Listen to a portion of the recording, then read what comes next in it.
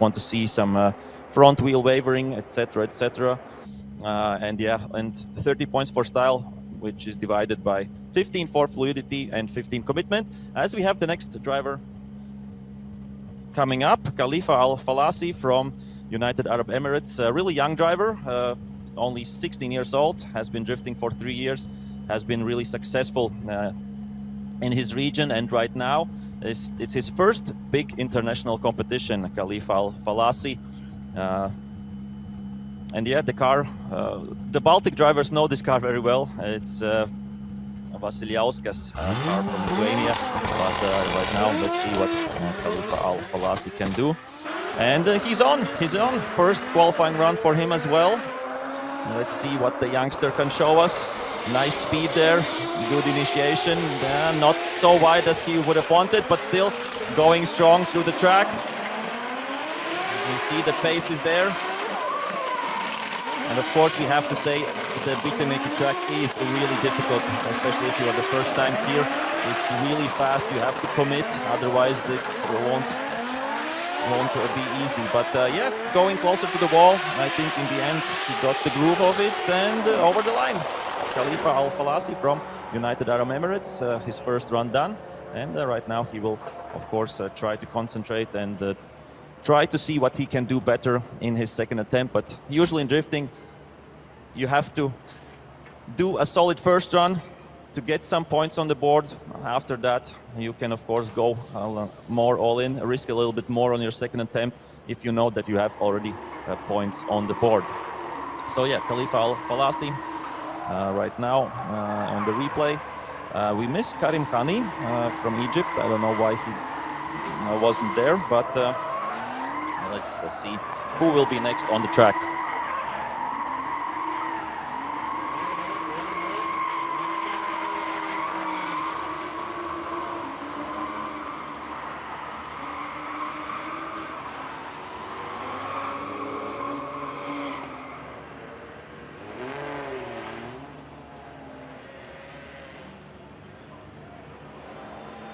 Okay, so Karim Khani from Egypt will or is on the way to the start, but next one up will be Abdul Karim Yahan from Switzerland, as we are waiting for the points.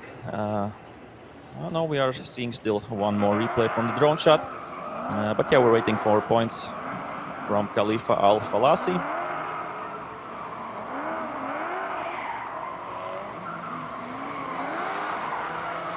If we remember right, then 68 points were for Michael Kraus, 68 or 69, something like that.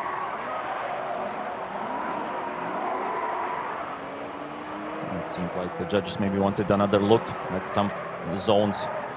And 38, unfortunately only 38 points right now for Khalifa Al Falasi, but I'm sure he can do better in the second attempt. That, of course, everybody will get. Yes, Abdul Karim Yahan from Switzerland with a BMW 1 Series, the E82 chassis, yeah, the coupe. And let's see what the Swiss driver can show us on his first attempt. The light is, I wanted to say going to green. It is going to green right now, and let's go. First qualifying attempt for Abdul Karim Yahan. Big speed, big flick there, really on the edge, on the outside, so nice initiation by the Swiss driver. Right now flying through the track, really big smoke, really committed, nicely done this outside zone 3. Missing outside zone 4 completely, but then coming up to 5. 5 is okay. Now a few more transitions, this zone outside 6. Zone 6 was right as well. And now the big wall right here, right from the beginning up until the end. A bit of a wall tap, I think, which, yeah, when he struggled there a little bit then with wavering of the angle, but otherwise a solid and committed run by Abdul Karim Yahan from Switzerland. As I said, 32 countries represented this weekend with 44 drivers on the grid.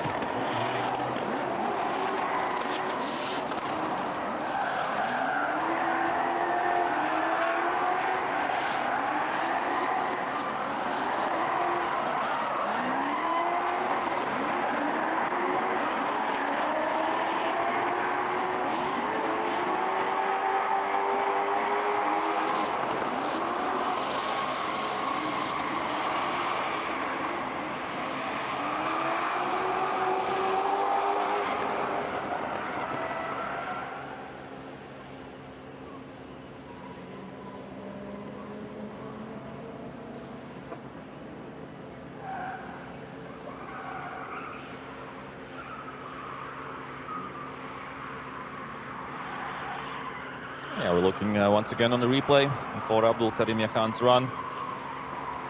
But from what I've seen, then I think should be a solid amount of points there for the Swiss driver.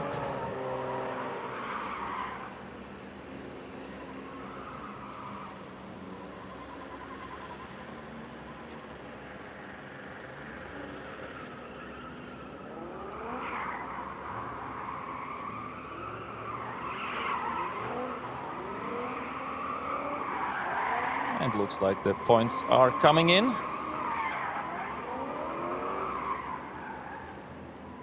And yeah, just a reminder, if somebody watches us on the live stream as well, then of course today is the qualifying day, and tomorrow is the big main event, we could say. Tomorrow are the finals, the tandem battles, and we will get to that.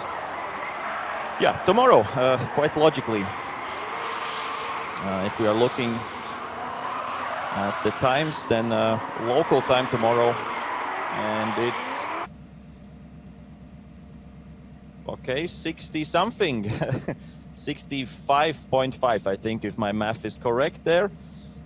So yeah, I thought could be a little bit more, but yeah, that's how it went.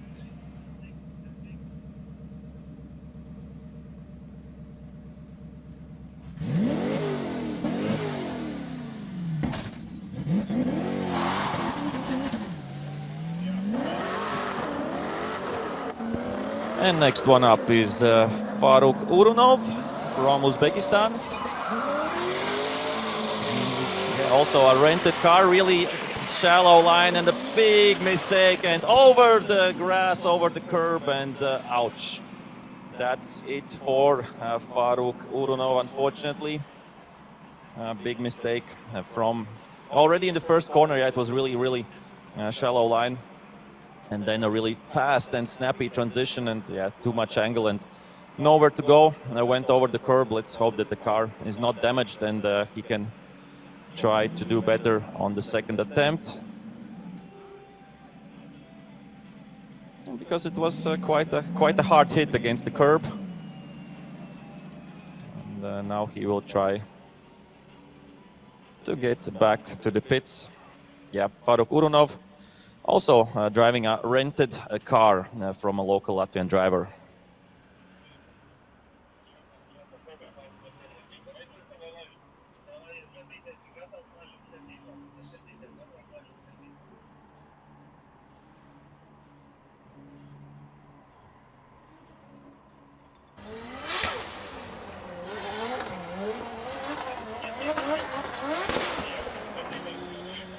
And next one up from Egypt, Karim Khani, number 7. So yeah, came a little bit late to his qualifying run, but we will see him on the track in just a few moments as Faruk Urunov, representing Uzbekistan, coming back to the pits.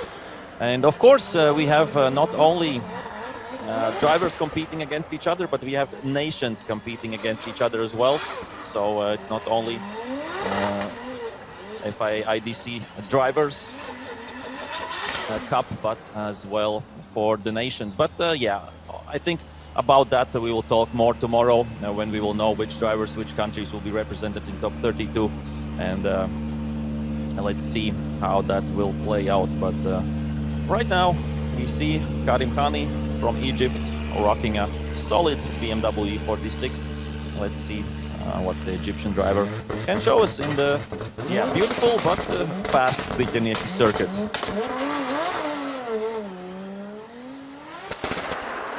Lots of wheel spin from the start for Khani. We see a bit of fire coming from the car underneath, but that's normal, that's all right. Now he's trying to maximize those outside zones. Looking pretty solid right now, Karim Khani. And I'm sure it's the first time here for the Egyptian driver in Riga, Latvia, at least competing in the race. Bit of slower transition at that point, but still keeping it floored, keeping it really close to the wall. A bit of a bump, I think, against the wall as well. And now over the line, Karim Khani, lots of smoke. Lots of sound and yeah, a lot of commitment from the driver from Egypt.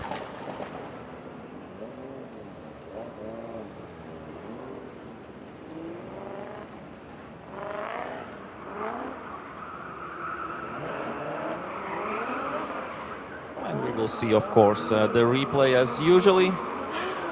A really nice camera work there.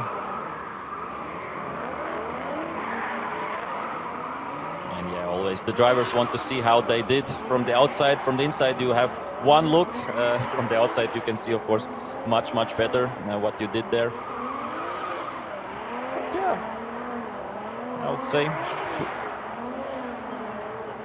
I would say pretty solid run by Karim Khani, and let's see how many points he will get for this effort.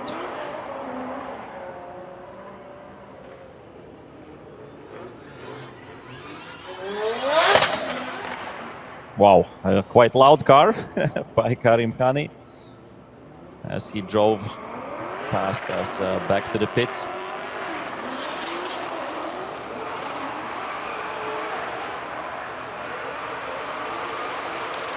Next one up should be a Latvian local hero, Nicholas Bertans, number 12, driving the HGK Eurofighter, as we wait, of course, for the score still for Karim Khani. And usually when we see this screen, then it means we should get some points in a few moments.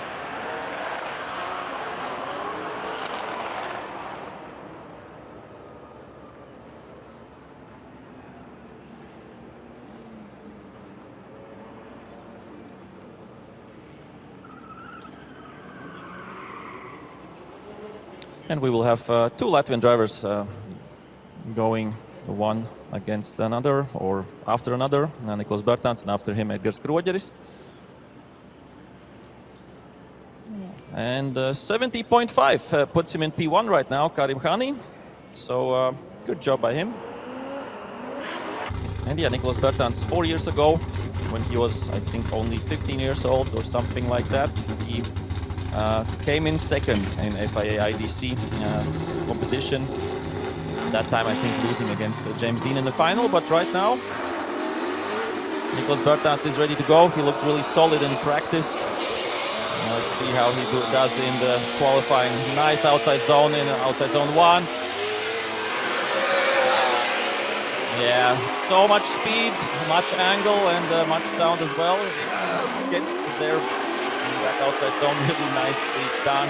Smooth transitions all the way through the track, and here we see a bit of a narrow part, and then it opens up the corner, opens up, and a bit of wider there with a nice wall tap as well. So good run there by Nicholas Bertans. And he gets some applause from the spectators as well. So good job done by the, yeah, we can still say Latvian youngster. I think he's 19 years old, I think, right now. Still, of course, one of the youngest on the grid, but has been drifting, I think, for almost, I wanted to say not 10 years, but yeah, 6-7 years for sure. Nicholas Bertans, I think, since he was 13 or something like that. As we see the replay, once again, really big angle at that point before the transition. And yeah, it is not so easy to stay within the track. We see how from the wide first two corners we go into a bit of a more narrow part. And I think a few bumps against the wall there for Bertans as well. I don't know if the judges like that too much. They usually like if you're pretty consistent and do not change your angle, because every touch against the wall you get a bit of a, I would say, wavering of the front wheels, a bit of a correction, we could say. But yeah, for the drivers, it's still fun. They want to always be as close as possible to the wall and to put up a show for the spectators, for themselves, and for their sponsors as well. So yeah, Nicholas Bertans representing Latvia, of course, and HGK as well.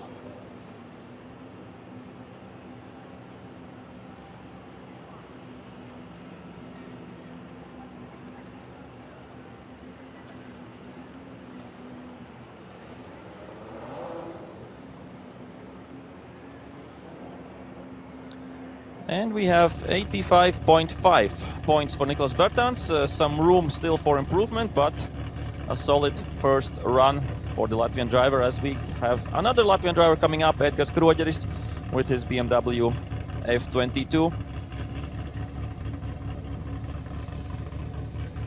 If I remember correctly, then 4 years ago, FIA IDC was his first competition in pro class, or one of the first. But right now, has gained a lot of experience in the previous years, has been competing not only in the Baltics but in Europe as well. And right now, solid first corner, good outside zone by Kroģeris.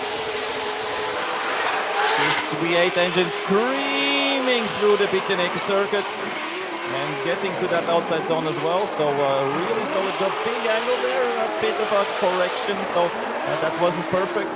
Went a bit maybe too deep, too hot, but now he has to come hotter and closer to the wall, what he is right now trying to do. And over the finish line, Edgars Kroģeris. Yeah, we could, I think, divide the run into two parts. First part was really aggressive, really nice. In the second part, a few mistakes here and there, but yeah, still should be some solid points on the board for the local hero, Edgars Kroģeris.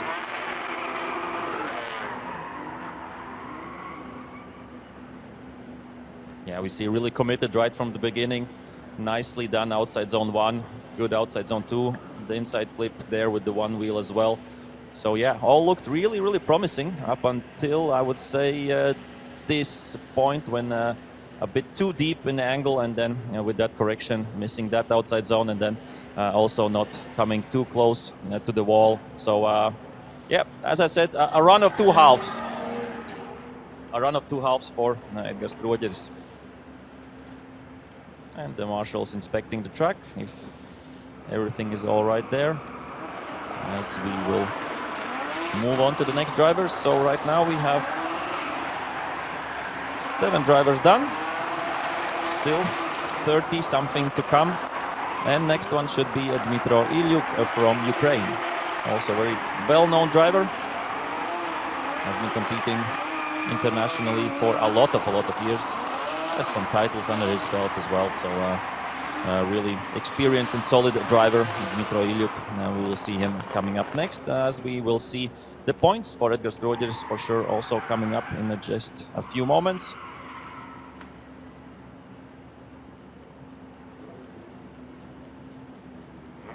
So yeah, great to have FIA Intercontinental Drifting Cup coming back, yeah, after a few years of a pause. And 64.5 for Kroģeris. So also there, room for improvement. So yeah, last time out, FIA IDC was in 2021, here in Riga as well. I'm sure we won't have such a long pause until the next FIA IDC round. I can't promise that, but I'm pretty sure that we won't get to wait another 4 years for the next IDC event. But right now we're happy that there's such a big crowd competing. So as I said, 44 drivers from 32 countries. As we see Dmytro Ilyuk from Ukraine, we have, I think, 3 Ukrainian drivers. So they should be doing well in the Nations Cup right now. A really big angle from Ilyuk. Yeah, I saw one run in a practice where he had some issues, but looks like his car is working 100% right now. He's doing all right, and now the last transition coming up for the Ukrainian driver, Dmytro Ilyuk, coming close to the wall, doing all right. Could have been, I think, a bit faster, but still solid run. Almost all outside zones painted out, so good job there by the Ukrainian driver, Dmytro Ilyuk.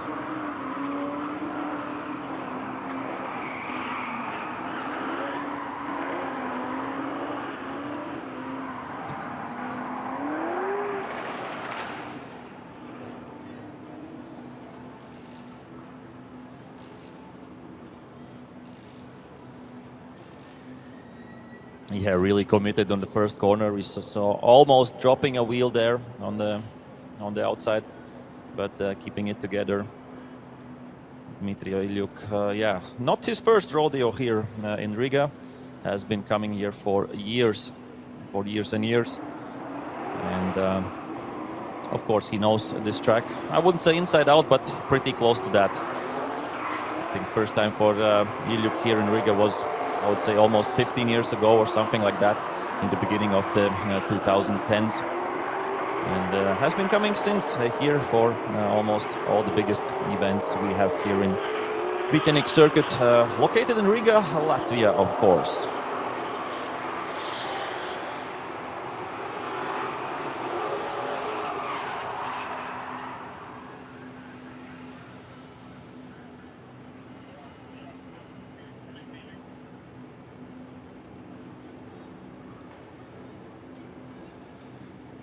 And 85.5, the same score as I think Nicholas Bertans previously got. Puts Ilyuk into second position because Bertans was the first one to record these points, so that's how it goes. As we continue with Greece, it's Christos Kantsaras with a really aggressive sounding BMW E36. I really love the sound during practice, so I'm sure you will appreciate it as well. And let's go, Christos Kantsaras, representing Greece, as we see right now. Also the qualifying scores for the drivers who have done the runs already. Nice outside zone there by Kantsaras. We saw a bit of left foot braking.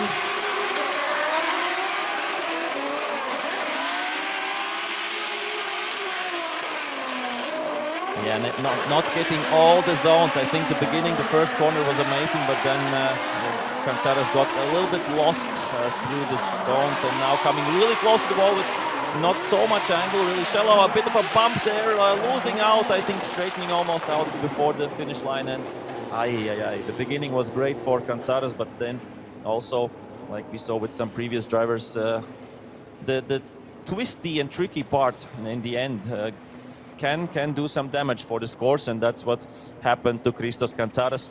I don't know if he was straight or not. We will see that in the replay for sure.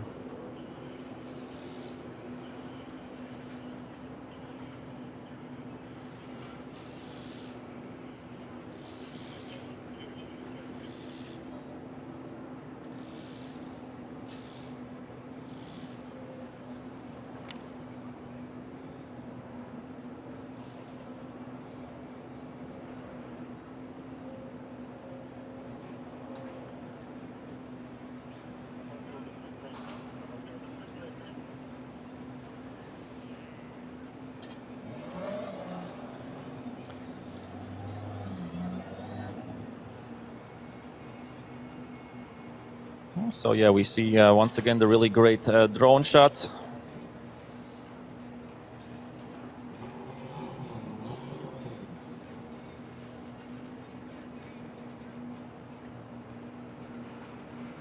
So yeah, we will for sure know how many points, or if even Christos Kantsaras got some points for his first qualifying attempt. As I said, there were some bigger mistakes. And a bit of a shame, because really you have to be brave to do the first corner in Vitenik circuit as did Christos Kantsaras, with full commitment, with really wide line, with a big angle. And then, yeah, unfortunately he was straight then before the end. No, that's Hicham Tehaina, that's 21. He didn't compete. Unfortunately, he had some issues with the car. That's why he couldn't compete. So let's see what Christos Kantsaras, or maybe it was meant for Christos Kantsaras. Anyway, we continue with Ahmed Al Amri, Nissan Silvia S15, representing Oman. Yeah, Al Amri had some really great social media stuff and videos. Really appreciated that and liked that. Let's see what he can do on track. Ahmed Al Amri also renting a car from a local driver. Really wide line, too big of an angle, and unfortunately that's a zero there for Ahmed Al Amri. Yeah, he will use the rest of the track, of course, as a practice for his second attempt, but unfortunately another zero here for Ahmed Al Amri. And yeah, not the first driver to get a zero. But trying to do, or to get as much as possible out of this run, gaining some experience, of course, in this track. And he will be ready for his second attempt in just, I don't know, wouldn't say moments, but maybe an hour or so, something like that.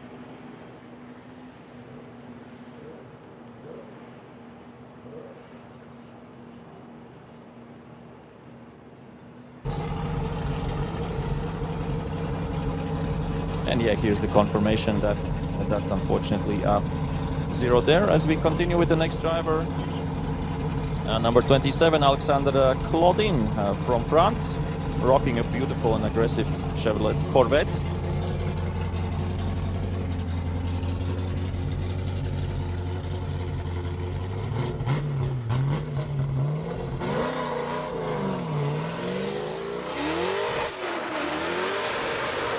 So yeah, let's see what the French driver can show us. Angry sounding Corvette.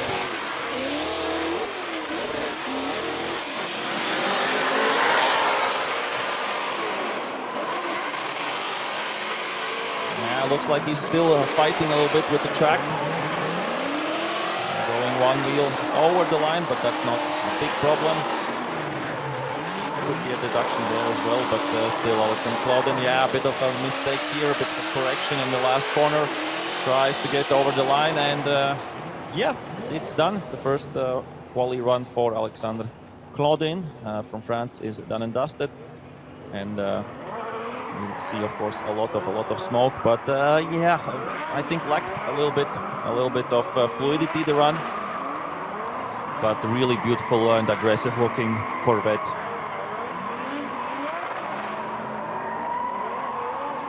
As we see the run once again through the replay.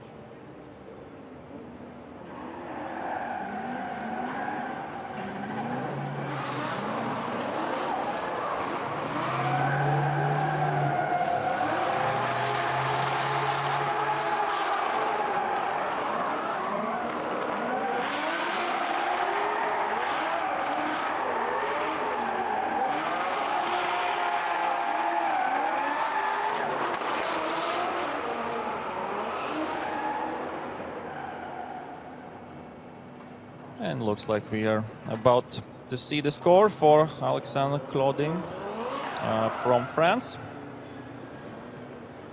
I think the only French driver, yes, competing this weekend here in Riga.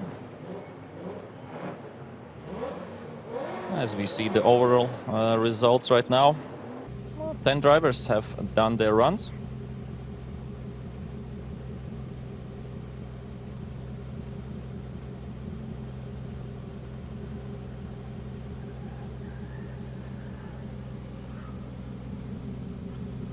And we saw, I think, Claudin's results settling in there. As we continue with David Skogsby from Sweden. Did see some works going on the car after the practice, so something wasn't 100% right, but right now we see that David is on the starting line representing Sweden.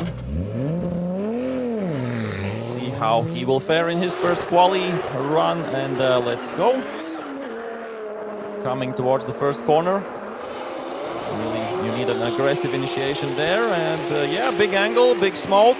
Nice outside line by Skogsby. Missing a bit that outside zone, but still going strong. And now to the narrow and technical part of the track. You have to get from one zone to another, and that's what Skogsby is trying to do. And now to the wall, and quite close to the wall. David Skogsby doing well there without any major mistakes in the end, and good solid run by the Swedish driver David Skogsby.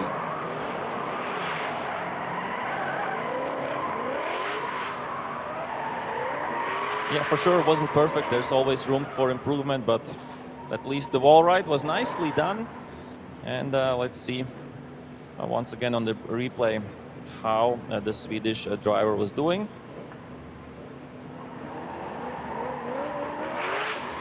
He wasn't maybe 100% committed in the first corner, but he did get to the outside zone. I think he missed completely the inside clip. And then, yeah, a few misses here and there, but otherwise fluid run there by David Skogsby, as we will have two Baltic drivers coming up. Oliver Randalu from Estonia and Daniels Baumans from Latvia, the two drivers who should be next on track.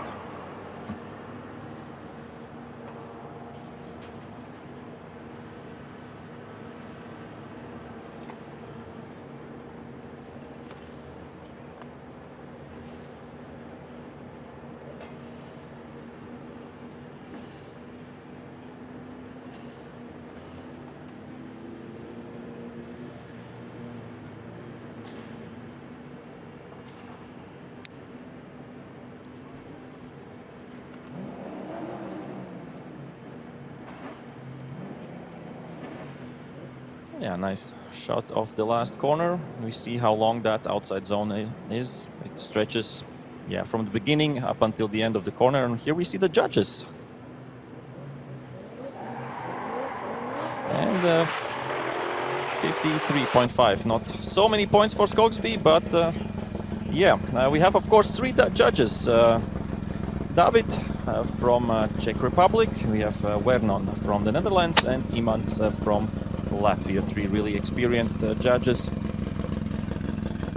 and doing everything they can in their powers to be as fair as possible to everybody. So we see Oliver Randalu from Estonia coming up next, one of the best Estonian drivers out there, and of course knows this track as well, really well. Trying to get through all of the outside zones. Doing it quite solidly right now. One more transition left for the Estonian driver. How close will he be at the wall? He is there really close from the beginning. And it's a really interesting corner because if you use too much angle, then yeah, you can do mistakes there. And we see that a lot of drivers are coming with a bit less angle to that last corner to get it rightly done. So a solid job by Oliver Randalu. I think should be good score on the board for him.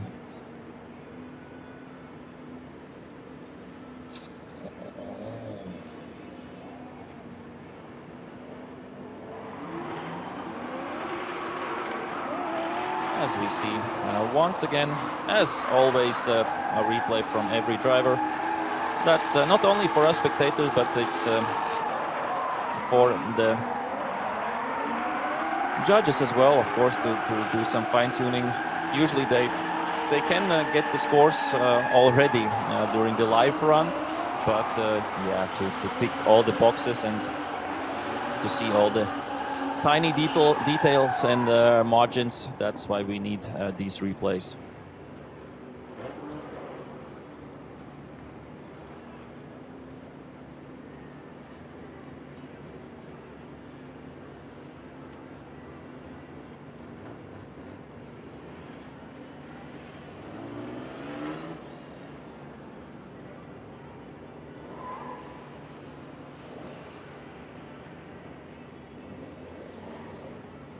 And 80 points for Oliver Randalu, putting him in third position right now after the first 13 runners. Daniels Bauman is coming up next, the Latvian youngster. This year's North European champion. And on Sunday he will also fight for the Latvian title, but right now let's see what he can do in FIA IDC. His first qualifying run, nicely done, the outside zone. Now flying to the track really wide. I think the first driver to get onto the curb almost. And now the tricky part. So I think that outside zone wasn't 100% perfect, and here also missing a bit. But yeah, it's really important just to get some points on the board to get to the end. And right now, Daniels Bauman is doing that really close to the wall. Solid job by the Latvian youngster.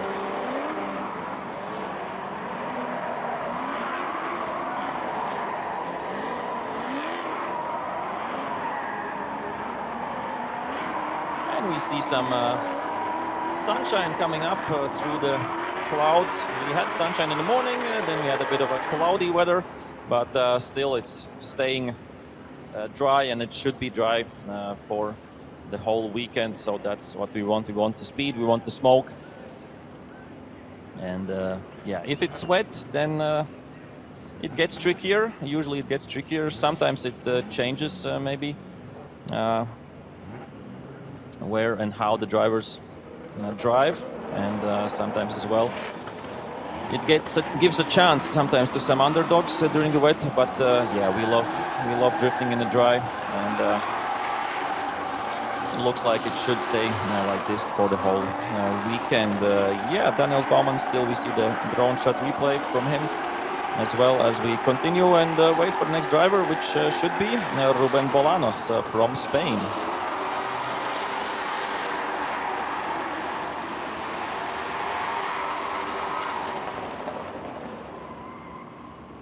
Yeah, quite smoky. We see in the last corner still some smoke hanging in the air, but we have some wind in the track, on the track, so should clear quite quickly. And 81 points, putting Daniels Baumann in P3 right now. So good job, and we see and hear that the spectators who have come already here to the track today are happy. Oh, and we see some oil, unfortunately, coming from Ruben Bolanos' car right before the starting ground. A lot of oil there, unfortunately. So some issue for the Spanish driver. And it looks like we will get the recovery truck to the starting line, because we don't want to get oil on the track. And also we don't want the oil also where the drivers are going to the starting line. So a bit of a technical pause, as we can look at the results right now. Niklas Bertans P1, Dmitro Ilyuk in P2, and Daniels Baumann P3. And we have Oliver Randalu, and then all the other drivers. So yeah, right now we have 14 drivers done, and still we could say around 30 to go. Yeah, so quite a lot of still to go in the first run, and of course everybody will get their second run as well. So let's see. Next one up should be Tamás Magyar from Hungary, with a really exclusive car, Mercedes 190, the good old 190 Mercedes. That's coming up in just a few moments, when we will clear the car of Ruben Bolanos. And let's hope that the Spanish driver can fix it and can get at least his second qualifying run.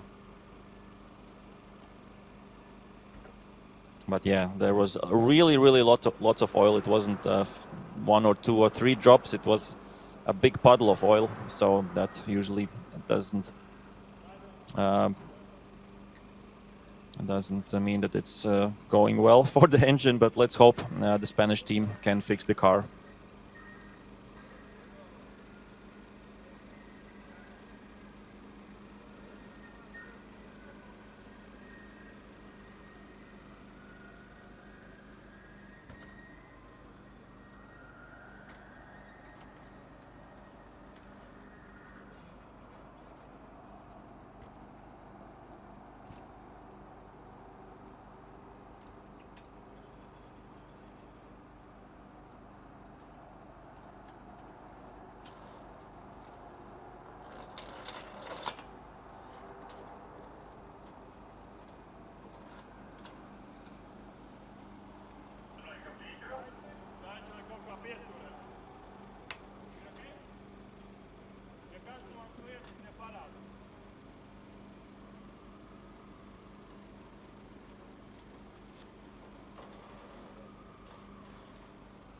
Yeah, here we just saw our 3 judges, as I said previously.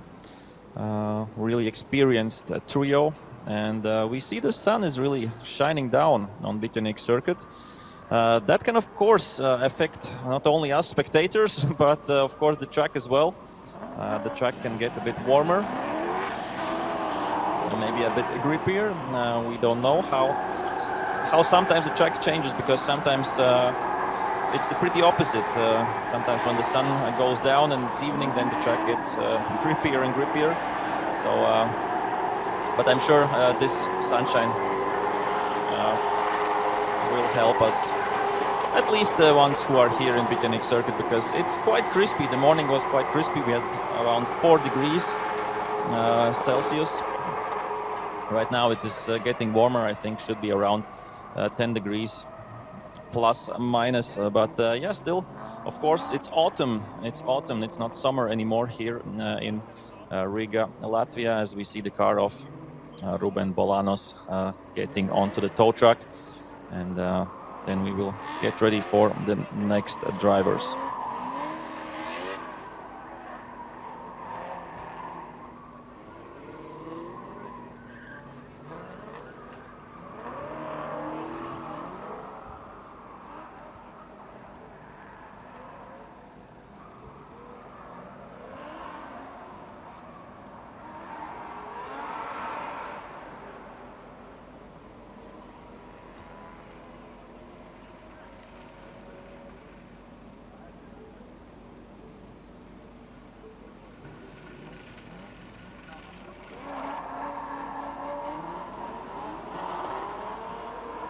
So yeah, we're of course cleaning the track as well, and here we see, yeah, one of the big stars this weekend, João Barrion from Brazil, and it's a really exceptional story about this car because it arrived, I think, at the end of last week here in Riga, and yeah, the technical guys were looking at the car of João Barrion.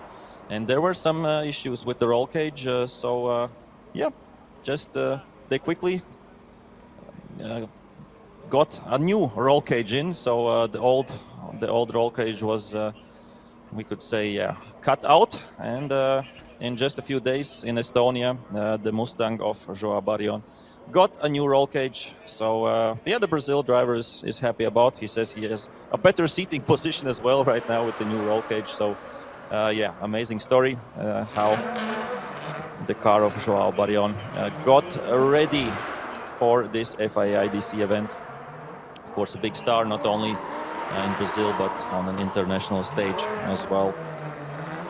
And I saw a few practice runs, looked quite solid from João Barrion. So we will see him a little bit later in qualifying. Right now we have still, I would say, around 15 cars before him.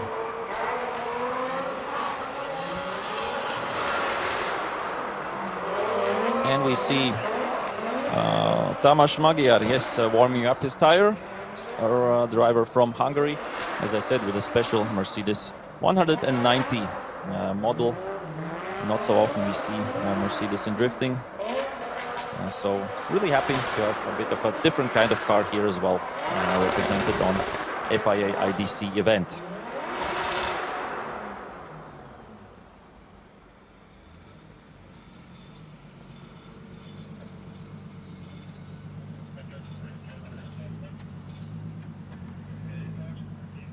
Okay, we see Tamás Magyar is ready.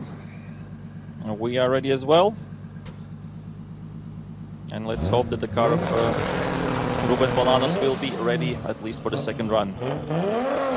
Quite a tough ask for the team to get it right, but let's hope they can do that. As we see Tamás Magyar right now coming up to the starting line. Good initiation. Coming really wide, almost with 2 wheels off the track. But keeping it together. A bit of wavering there at that outside zone. Now going really wide, but keeping it on the track. Tamás Magyar. Now one more transition to go. This long wall ride, and he's quite close. The driver from Hungary, quite close to the wall right from the beginning up until the end. So solid job in the end by Tamás Magyar, driver from Hungary.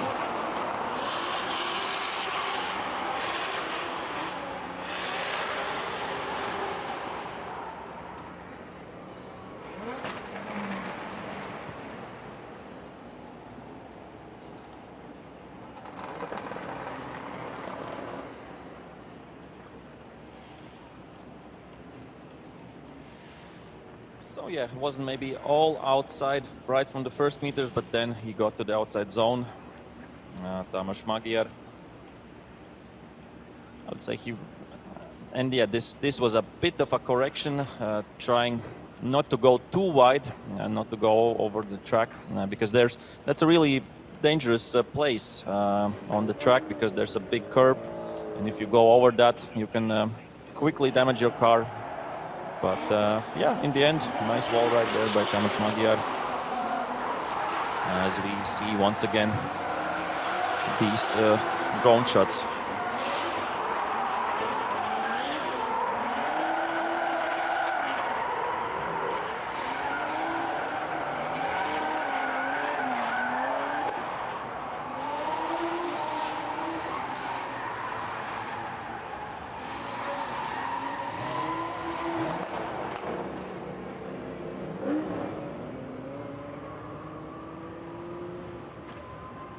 So the score should be coming in 64.5 points for Tamás Magyar. I would say solid for the first run. Of course, you always want a little bit more, but this was, I would say, quite all right. As we continue with Ole Petter Vatn from Norway. Looks like a 1 Series BMW, right? Yes, it is. And the sun keeps shining more and more. I think it gets a little bit warmer here in Vikernieki, so that's nice to see. And Ole Petter Vatn with the solid first corners, going through the track. Lots of smoke from his BMW. And now, yeah, the tricky part where you have to keep it together, and looks like Ole Petter Vatn is doing that really well. So much smoke coming towards us as well, and yeah, closely to the wall. Nicely done, Ole Petter Vatn from Norway. One of two Norwegian drivers competing this weekend, as it's Kasper Eidsmo Sand as well. So two Norwegian drivers. We have also two drivers from Hungary. Yeah, we had just one car previous, Tamás Magyar, and we will have Peter Utassi from Hungary as well. So yeah, we have few countries with more than one driver who will compete in the Nations Cup.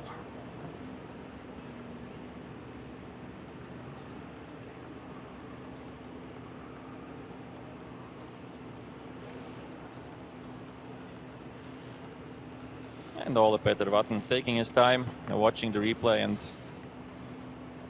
I think he is allowed to do that, because while we are watching the replay, nobody is driving anyway. So yeah, now we will get to the points for Ole Petter Vatn as well. I think should be quite a solid amount of them for the Norwegian driver.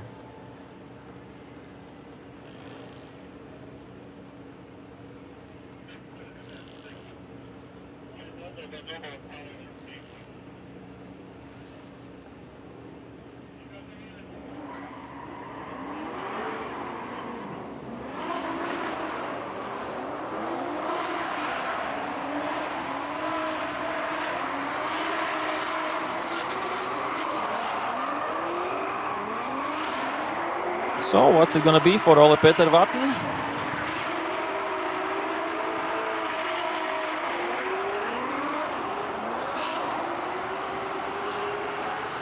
I'm sure all the Norwegian fans are hoping for the best.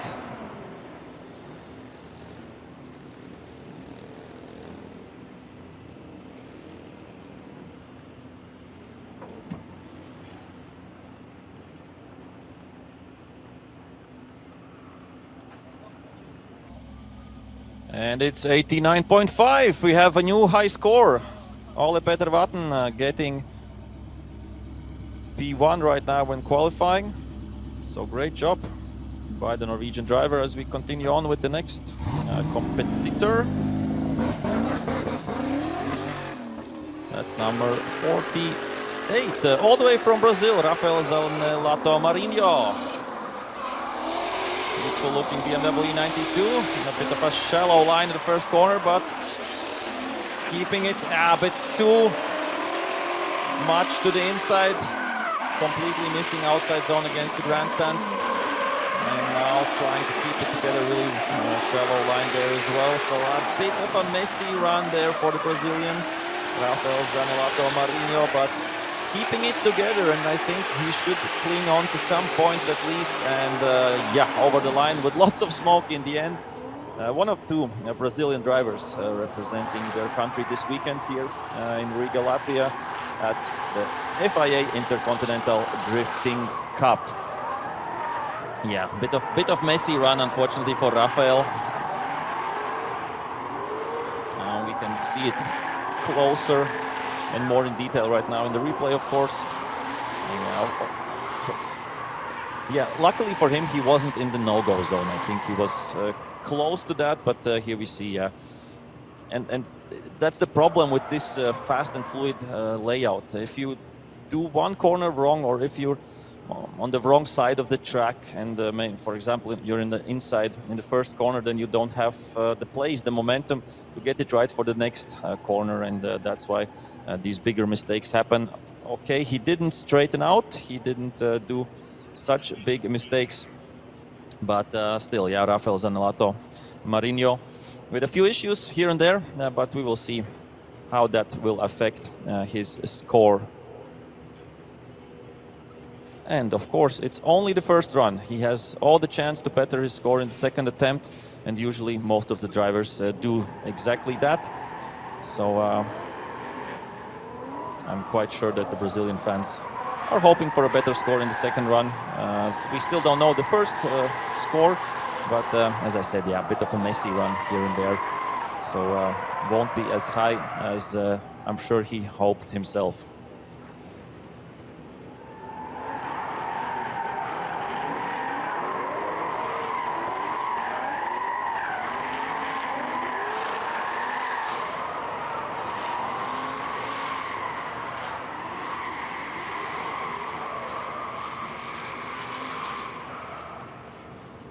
And yeah, if somebody watching the live stream is hearing some sounds, some drifting sounds, okay, we have 28 points, at least some points on the board. Yeah, if you hear some drifting sounds in the background, we have this weekend not only FIIDC, but we have the local Pro 2 and Street competitions and Pro competitions happening as well on a different part of the track. As we continue with the next driver, that's Niklas Vik from Finland. We have, I think, two Finnish drivers this weekend here, and Niklas Vik is the first one with the Toyota GT86. Yeah, nice line, doing good right now. Maybe lacking a little bit of speed, but he makes that for sure up right now with the right zones. And this was, I think, his first bit of a mistake there, and not getting out of that zone quite too quickly, but the wall ride is there, the smoke is there, and over the line goes Niklas Vik from Finland. Yeah, we have over the years lots of Finnish drivers coming here and competing in different kinds of championships in this track, but this of course is not a new layout, but a layout we don't drive so often, so it has its magic, has its trickiness. And Niklas Vik, I'm not sure. I think he could be also the first time here in Riga.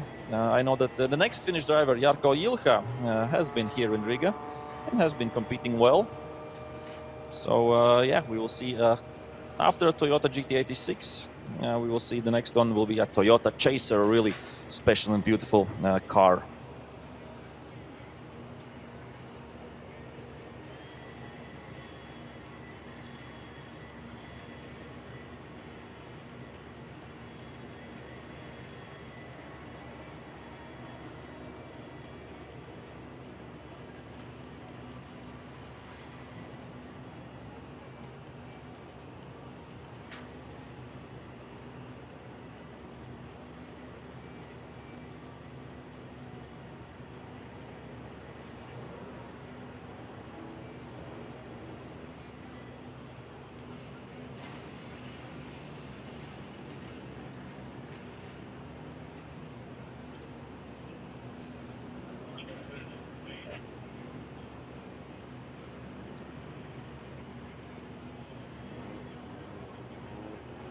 So Niklas Wick gets 71.5 points. I would say solid job there by the Finnish driver, putting in him right now into P6 out of 19 drivers who have done their first qualifying run.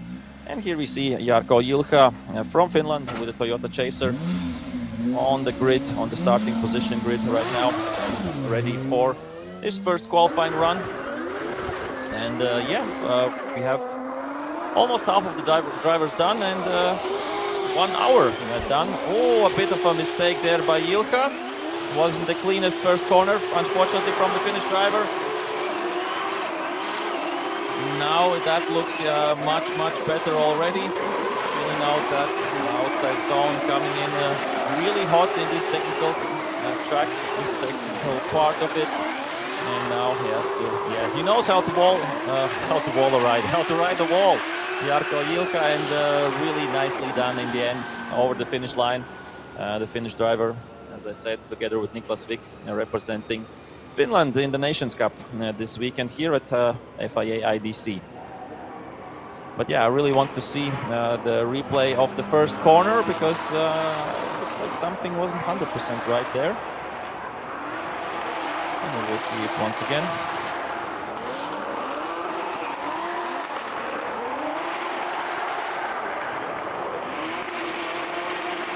Yeah, almost opposite drifting there. This was,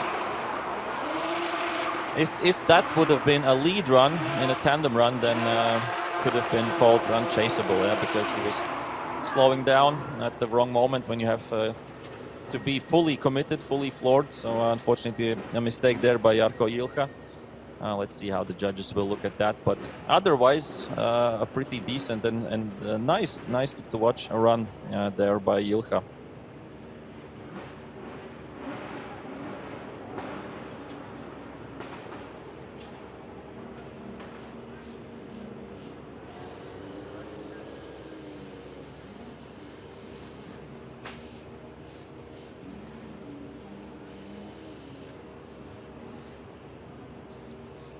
Next one up will be Hrafnkel Runarsson from Iceland. As I said, nice to see drivers coming from all around the world and representing Iceland as well. Hrafnkel Runarsson. And 71.5 for Jarkko Jilka. Okay, without that mistake, easily at 80 plus a run. So got a little bit punished there. But move on to the next one, 68. Hrafnkel Runarsson. Runarsson is ready. He's ready on the line, and he will get the green light right now as he goes towards the initiation zone.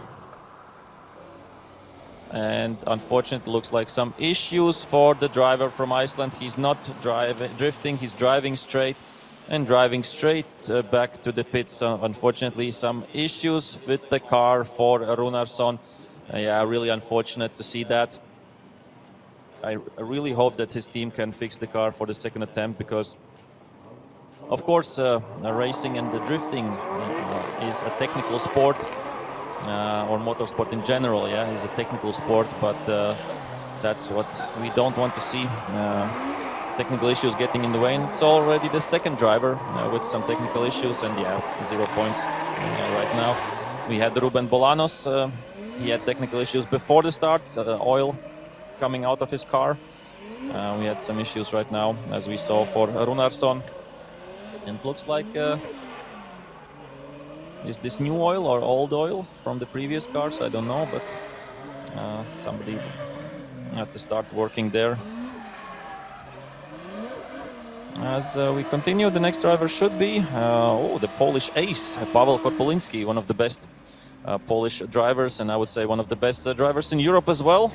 Always ready for the fight, and always ready for a podium or even a win. So Paweł Korpulinski representing Poland, and I think the only Polish driver here this weekend at FIA IDC.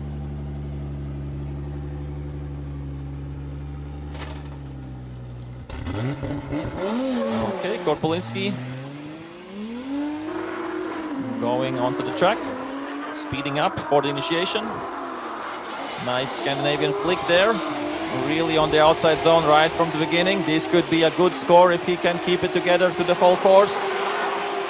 We have seen many times some really good initiations, some really good first corners, and then on the technical part messing it up. But right now we see Korpolinski really doing a fine job. He has still one more transition to go, and that's of course the big wall ride in the end. And what a good and great run there by Pavel Korpolinski. No mistakes whatsoever. Over the line, the Polish driver did a great job on his first qualifying attempt.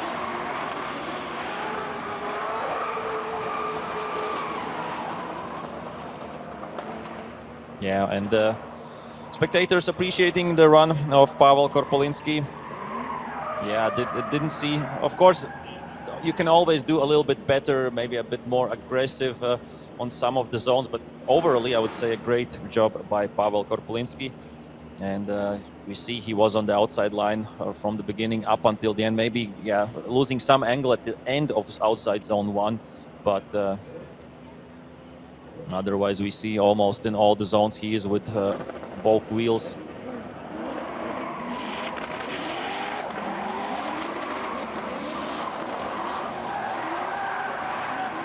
And yeah, on the wall ride as well, right from the beginning up until the end. So should be a good score for sure for Pavel Korpolinski.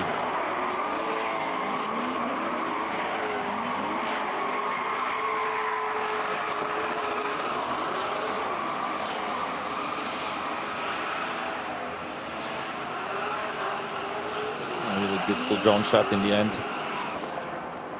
Getting closer and closer to the car with every meter as we are getting closer for the score, and it's 92.5. The first driver over 90 points, and yeah, it's not a surprise. Pavel Korpolinski with a solid job, putting in P1 right now after the first 22 drivers have done their runs, their first runs. And we are at half point. We are at half point for the first qualifying runs. 22 drivers done, 22 to go. As we see Peter Utasi from Hungary, the next one up.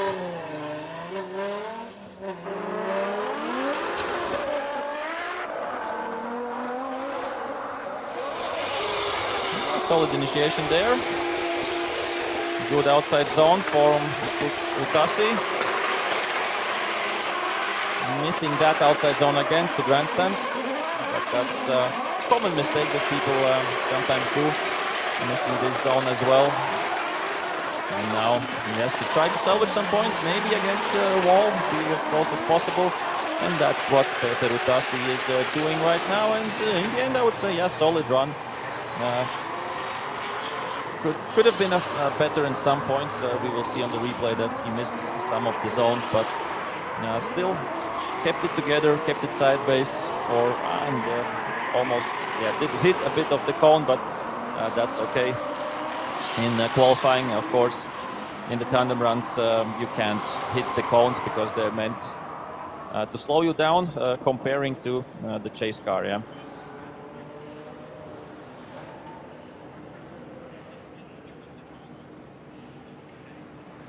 So yeah, missing here and there some zones. Otherwise, okay run. So we continue on with the next driver, Ihab Abu Falah from Lebanon. As I said, really nice to see drivers coming up from all around the globe. So Lebanon represented by Ihab Abu Falah.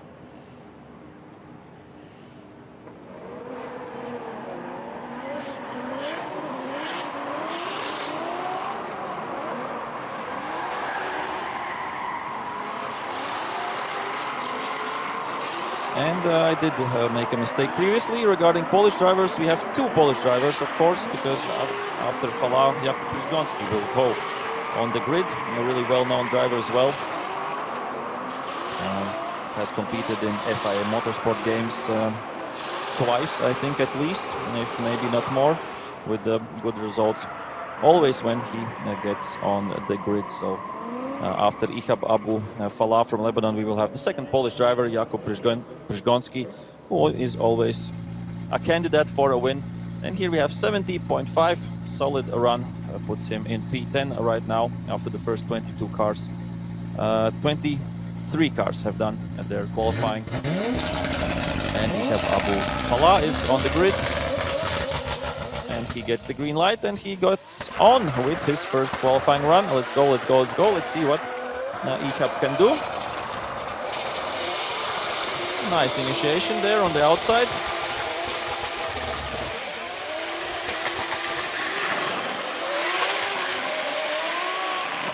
Yeah, trying to keep it together. And now coming to the end of the track.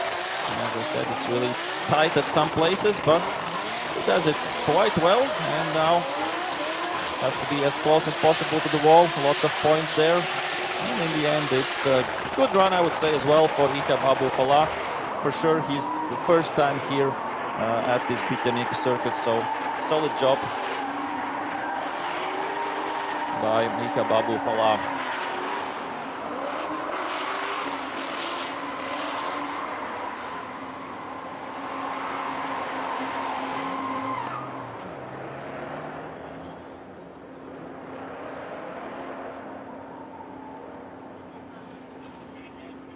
I'm sure that Ihab Abu Falah will learn his lessons from the first run. Will try to better it on the second attempt, as of course everybody else will as well.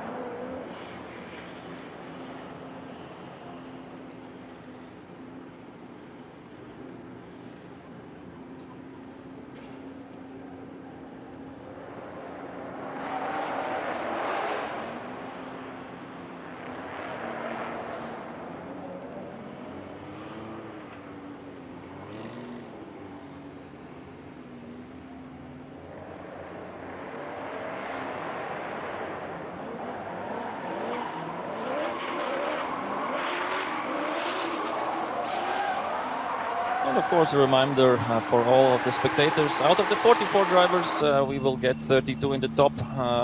32, of course, 65.5 for Ihab Abu Falah. Yeah, only 32 drivers will make it into the finals. So it's a big task, a big job right now for everybody to get their good score on the first qualifying and then, of course, even try to better it. As Jakub Przygoński with his Toyota GR86 is coming to the initiation. Always a really technical driver, really placing his car on all the right zones, and that's what Jakub Przygoński is doing once again. A really smooth driving style always for Kuba as he transitions on to the technical part here of the track. And yeah, really beautiful to watch. Maybe not the loudest car or the most aggressive style, but always on point. Jakub Przygoński doing what he does best, and over the line, solid run, really, I would say great run, really, by Jakub Przygoński. And yeah, let's see if he will better the score of his fellow Polishman, Paweł Korpolinski, or not.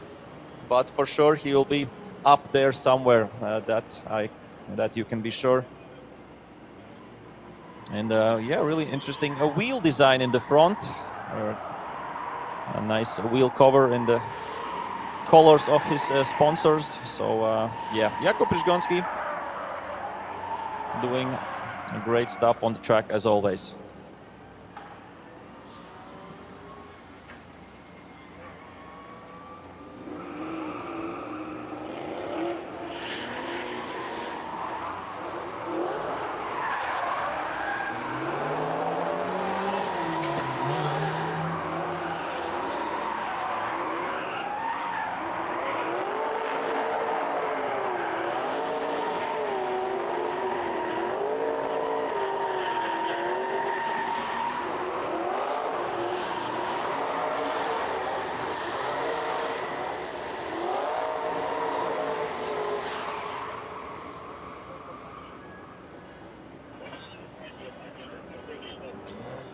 So next one up will be Vladimir Codreanu from Moldova with an old school BMW E30. We have, I think, a pair of them competing this weekend. One from Denmark, Mikkel Kraus, was the first in quali, and here we see 90 points. Second position for Jakub Przygoński. So good job by the Polish driver. And Poland has right now a 1-2 in qualifying. Korpolinski leading and Przgonski second. And yeah, but that's still only the first run. We will have the second run coming up. So let's see. Vladimir Kodrianu from Moldova right now on the track. Riding old school, riding a BMW 30 and trying to get some points on the board. Really shallow line in the first corner, and that's of course, yeah, compromises the next turn. And yeah, as I said previously, the track is so fast and flowing, and a big mistake, unfortunately, doesn't get into the corner there. Vladimir Kodrianu, and that's for sure 0 there, unfortunately, for the driver from Moldova. He will have his second run for sure, but that puts him a bit on the back step to have a 0 in the first run. Yeah, and at this point he understood, I won't make it to the corner. Better to slow down, to stop before I break my car against the curb, because we have seen some nasty crashes there as well. And yeah, Vladimir Kodrianu, unfortunately 0 there for him. There's the confirmation. As the next one will be Benediktas Čirba, Lithuania. We have 2 Lithuanian drivers here in Riga this weekend. That will be Benediktas Čirba and Andrius Vasiliauskas. Čirba next one up.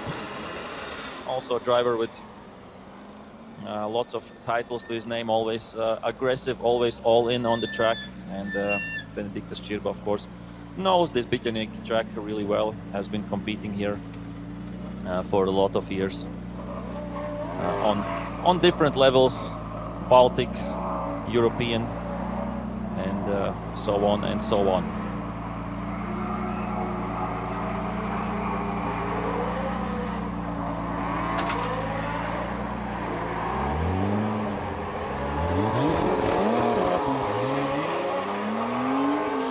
And here we go, all the Lithuanian fans can cheer on Benediktas Čirba as he is approaching the initiation. A good initiation there by the Lithuanian driver. Really nice outside line, a bit of wavering at some point, but now keeping it floored, trying to get as many points as possible in his first attempt. Really nicely done there on that outside zone. Here he is with 2 wheels as well. Not much left in this first run for Benediktas Čirba. One more transition, that is done well, and now close to the wall, Benediktas Čirba over the finish line, and with a solid run, the Lithuanian driver on his first attempt, Benediktas Čirba. And we have a lot of Lithuanian fans already here in the grandstands, so I'm sure we will see more of them tomorrow. Benediktas Čirba with a solid run right now, and we can see on the replay. I saw 1 or 2 things I didn't 100% like. I think at this point, yeah, a bit of hesitation maybe before the transition, but yeah, that's going into details. Overall, of course, it was a good run, and you can't blame really Benediktas for a few mistakes here and there. Nobody's perfect, nobody's a robot, and Čirba, I think, still should get yeah, pretty high points in his first qualifying run.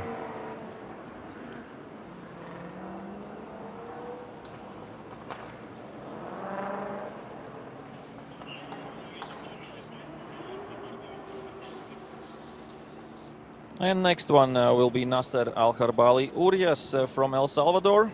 And Nasser has been competing in Europe this year quite a lot. I think he has been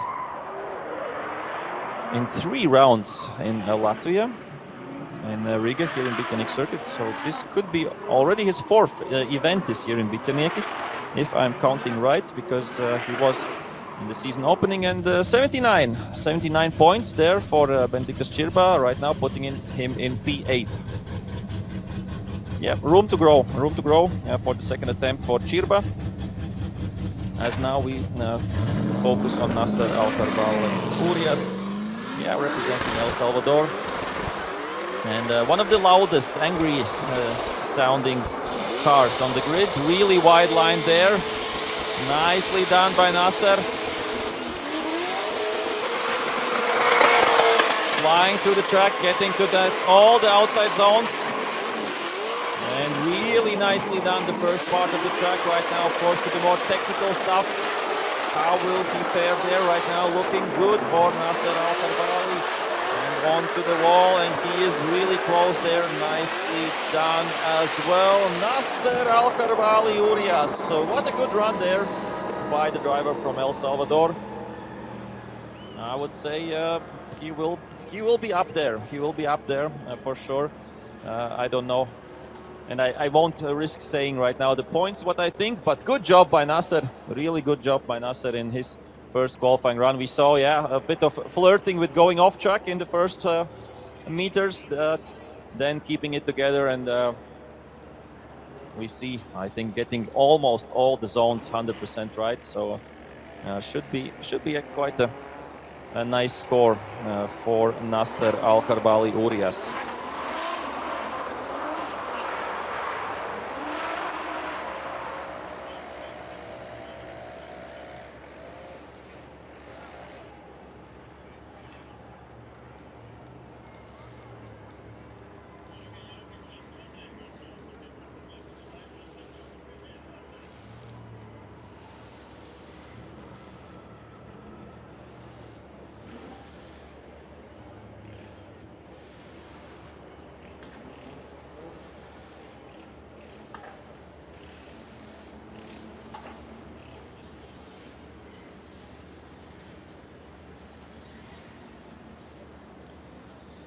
So we are patiently waiting for the score of Nasser Al-Kharbali Urias. From the run, it looked like there should be quite a lot of points there. That's from my, of course, point of view. The judges are always more scrutiny. But yeah, it's P1, 95 points for Nasser Al-Kharbali Urias. And yeah, quite fair, I think, to be in P1 right now. So, wow. Nicely done there by Nasser. Next one up, number 95, Itai Sadeh from BMW with the BMW M2, representing Israel. So let's see what he can do on his first qualifying run. Always doing a great job when he is on track, and right now he is nicely driving through the track. Really solid run, getting to all the outside zones, Itai Sadeh. And right now, a bit of a hesitation coming out of that outside zone, but getting back on track quite quickly and close to the wall as he should be. So yeah, a solid run there by the Israeli youngster Itai Sadeh as well. We will see it on the replay once again, but I would say a good job by Itai Sadeh.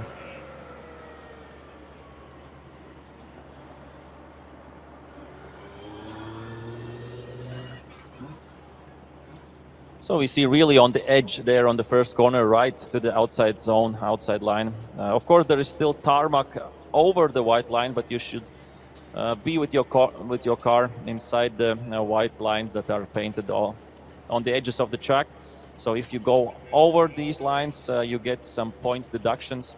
So yeah, sometimes it looks more maybe spectacular to be really wide in the first corner, but that's not what the judges want to see.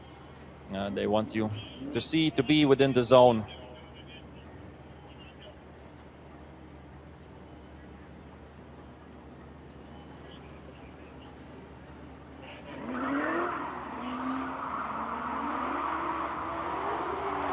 And the next one on the grid is Clint van Oort, another great driver. And yeah, interesting situation with Clint van Oort. He is from the Netherlands, but he is driving with a Latvian license. So that means that he is representing Latvia in the Nations Cup, if I'm correct. So 75.5 for Itai Sadeh, putting him in P10 right now. But yeah, Clint van Oort from the Netherlands, but representing Latvia this weekend as he's driving with the Latvian license. So yeah, 96, let's see what he can do. Of course, another great driver, has experience on international level, and let's see what Clint van Oort can show us in a track that he has been doing quite well in the previous years. Really wide, and that's what I told you previously. a bit too wide maybe in the first corner, going too deep, and I'm sure he will get some deduction for that. Missing that outside zone as well. Here he is there. Yeah, that was quite well. And now to the last part, and so much smoke coming from Clint Van Ort's car as he approaches the wall and drives right closely to the wall and over the line. Clint Van Ort, as I said, from the Netherlands, but representing Latvia this weekend as he is driving with a Latvian license.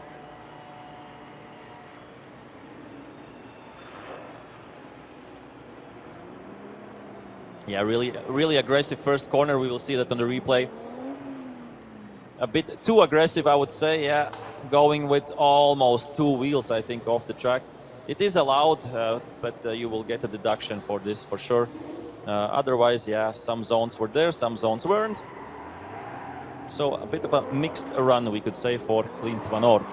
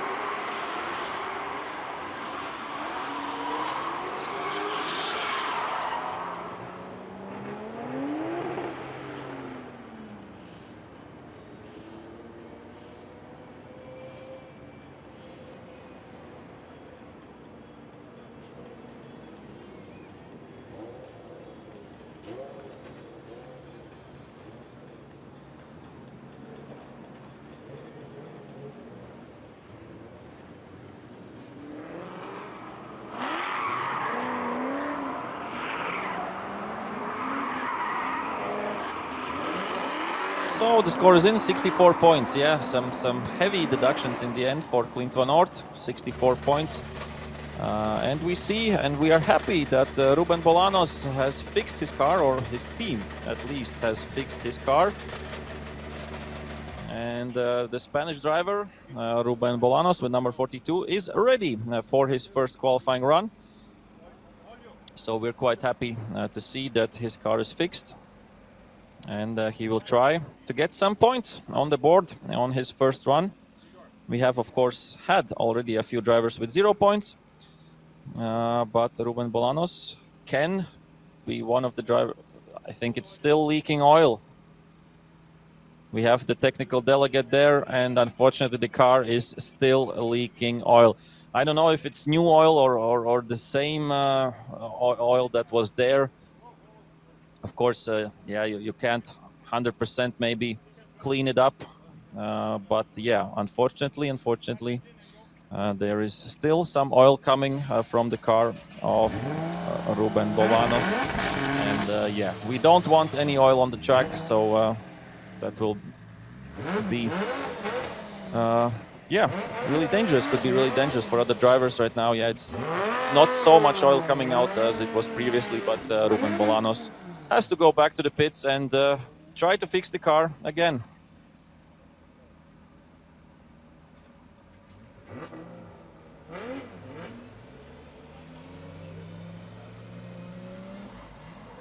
And we can take a look once again at the results right now, how they're shaping up. Nasser Al-Kharbali, Urias in the front, and we have 2 Polish drivers, Korpolinski and Rizgonski there.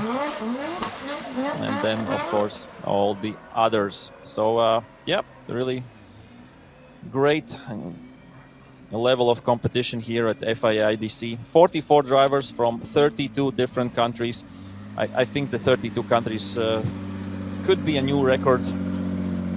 Could be a new record in drifting competitions.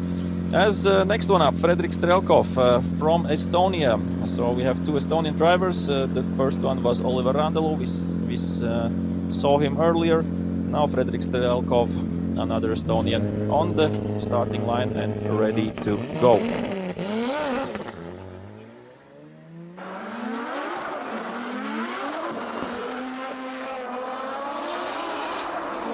And nice Scandinavian flick at the initiation from Fredrik Strelkov. Really wide line, also I would say a bit too wide, but still really aggressive approach. Fredrik Strelkov is one to watch for sure. Always driving with his heart out and still doing that right now. One more transition after this to go, and Fredrik Strelkov really, good speed from him as well. I haven't seen such a fast car for quite a few time. And that's over the line. Good job, Fredrik Strelkov. I'm sure, the fans are appreciating that, and lots of smoke is still hanging on the track. So Fredrik Strelkov showing what he's made of and representing Estonia in this beautiful FIA IDC weekend here in Riga, Latvia.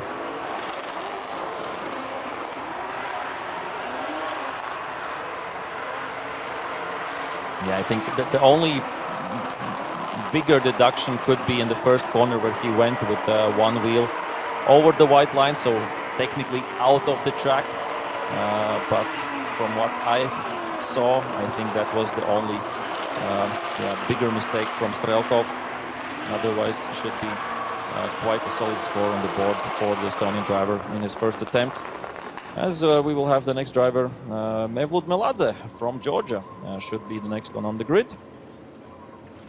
As we have around 10 drivers to come, a bit more than 10 drivers to come still here in the first qualifying runs, and then of course everybody will get their second.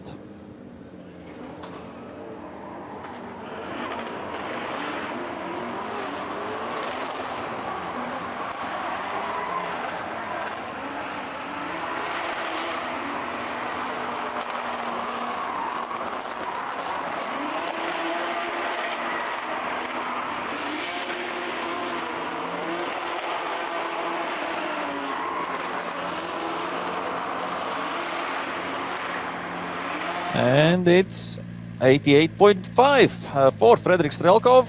That's 5th place right now in qualifying, so good job by the Estonian.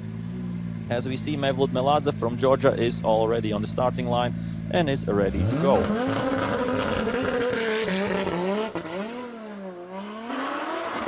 Driving the good old BMW 36. We will see a few more of these cars, this model, a little bit later as well. Yeah, not a perfect line in the first corner, getting onto the curb. Missing that outside zone against the grandstands completely, but at least he will try to get some points on the board. A bit of a messy run here and there, and right now Meladze coming closer to the ball, a bit of a correction right before the wall ride, and he's quite close there, so that's nice to see. And in the end, over the line, Mevlut Meladze from Georgia.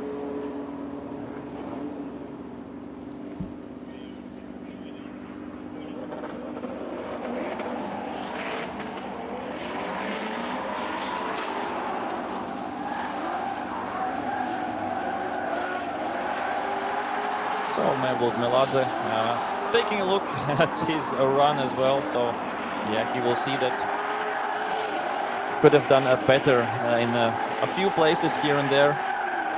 But I would say it's already an honor, to be and compete in FIA IDC. So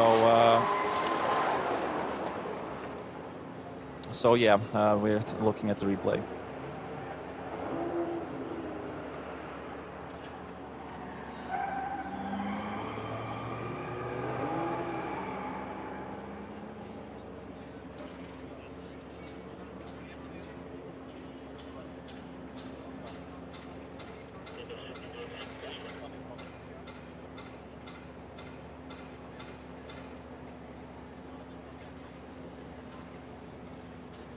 And the replay done there for the run of Mevlut Meladze as well. Not sure how many points Meladze will get, but here we see 63.5. That's putting him in 22nd position with still more than 10 cars to go. He's right on the edge, we could say right now after the first runs. As Lithuania, Andrius Vasiliauskas going for his first qualifying run, rocking the new BMW M2, the G87 chassis.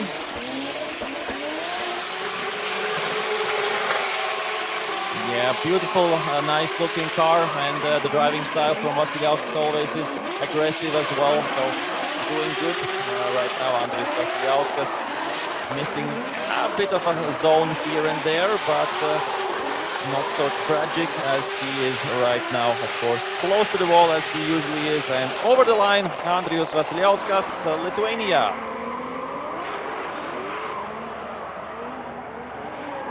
As we heard previously, we have quite a few Lithuanian fans already here. And we have two Lithuanian drivers competing at FIA IDC. Yeah, I wasn't on the outside line in the first corner, so I say, yeah, a few misses here and there. Could have been a bit of a better run for Vasiliauskas, but still there should be some good base points on the board for him to build on for the second qualifying.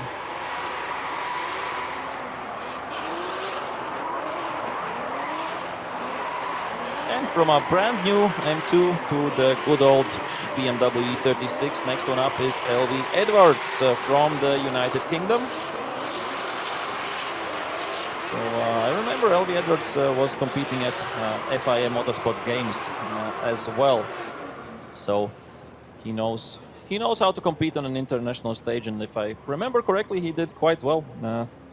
So let's see what LV Edwards can do here in the Biterniki track. As we are waiting for the score for Vasiliauskas, should be coming in any second.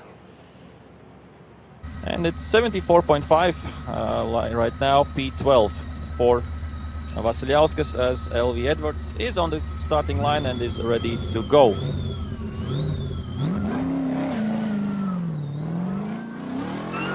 Yeah, beautiful looking E36. Yeah, nice initiation there.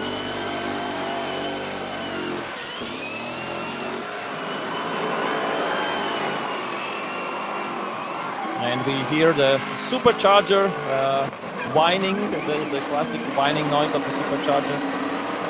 Some people like it, some people don't. I really like the sound of the supercharger, and LV Edwards is, I think, liking what he's doing up until that moment. A big hit against the wall, losing almost all of the angle, and yeah, such a good run from right of the beginning, and a bit overcooked it in the last corner.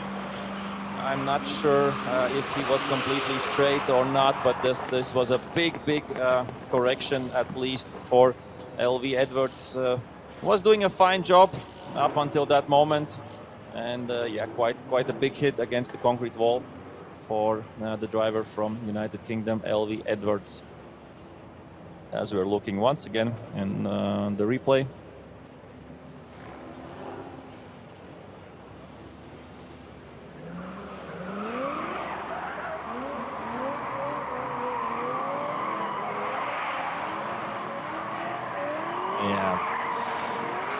Yeah, unfortunately for LV, I think that looked quite straight after the hit against the wall.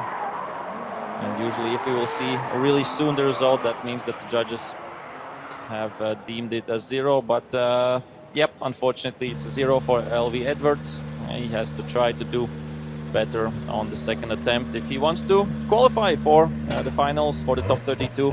As we continue on with the next driver, Mariano Lavinia from Italy, another BMW E36.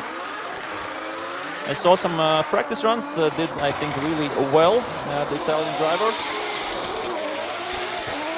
A bit of correction in the beginning, but really fast. Flying through the track, he goes onto the curb a little bit, like we've seen previously from one or two drivers. And yeah, really fast. The camera can't even follow up with what Mariano Lavinia is doing. And a bit of careful touch there in the first meters of the corner, and I think that was well done by Mariano Lavinia, representing Italy.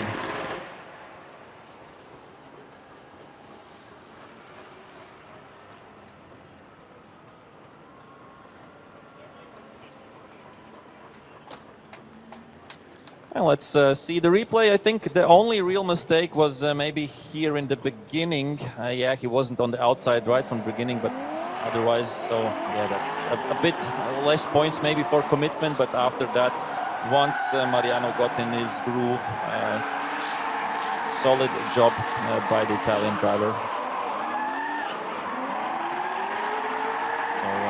Yeah, let's wait for the scores to come in, as we have 1, 2, 3, 4, 5, 6, 7, 8, 9 drivers left in the first qualifying runs. After that, of course, I'm sure we will have a little technical break to paint back all the outside and yeah, all the outside zones. The inside zone looks quite okay still after the first runs, as of course nobody is driving with the rear wheels over there and not wheel spinning some rubber onto the track. But yeah, all the outside zones need some work, and I'm sure we will get to paint them for the second runs. As we're waiting for the score, yeah, Mariano Lavinia. As I said, I think only deduction for the first meters of the track. Otherwise, quite a flawless run by Mariano Lavinia from Italy.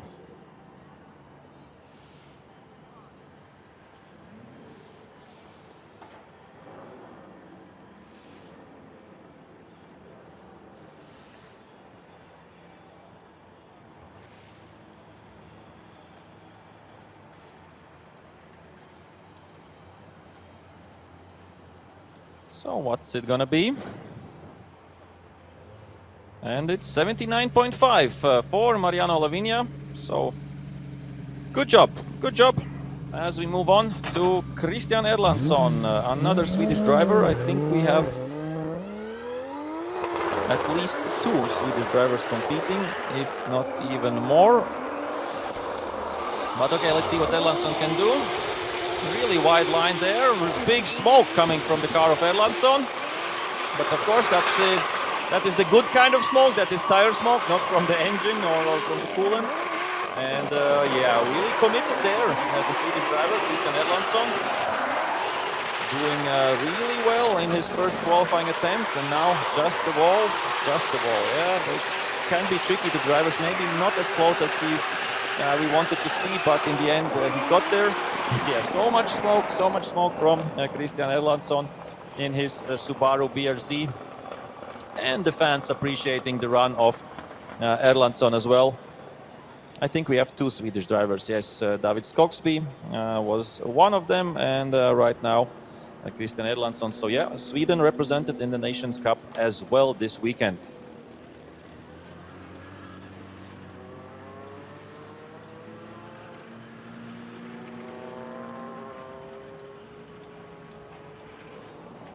And yeah, the sun is still shining here in Riga over the track, so that's what you want to see in this crisp autumn day, we could say. Yeah, in the morning we had only 4 degrees Celsius. So I think one of the coldest mornings we've had this autumn, and for quite a long time as well. But yeah, once the sun is shining, I think everybody is happy, and we get some smiles from the spectators, from the drivers, and all the teams as well. As next one up will be Artur Havrilenko from Ukraine. As I said, we have 3 Ukrainian drivers competing. One was Dmitro Ilyuk, quite in the beginning of the quali. Then we will have right now Artur Havrilenko and Timur Lipsky a little bit later as well. So what's the score for Erlandsson? 70 points for Erlandsson. So yeah, dropped quite a few points in the end. And here we have, yeah, Artur Havrilenko, Toyota GT86, and from Ukraine. Let's see what he can do on his first qualifying attempt. Yeah, nicely done initiation. Maybe not the biggest angle, but still. A bit of opposite lock there. And that's not what the judges want to see. A big mistake there by Havrilenko, unfortunately. And I think at one point the wheels were completely opposite. So yeah, it wasn't drifting anymore. And we see lacking a bit of smoke as well. So Artur Havrilenko trying to do his best, but I think this won't be enough in this run. As we will clearly see in the replay if it was a 0 or not.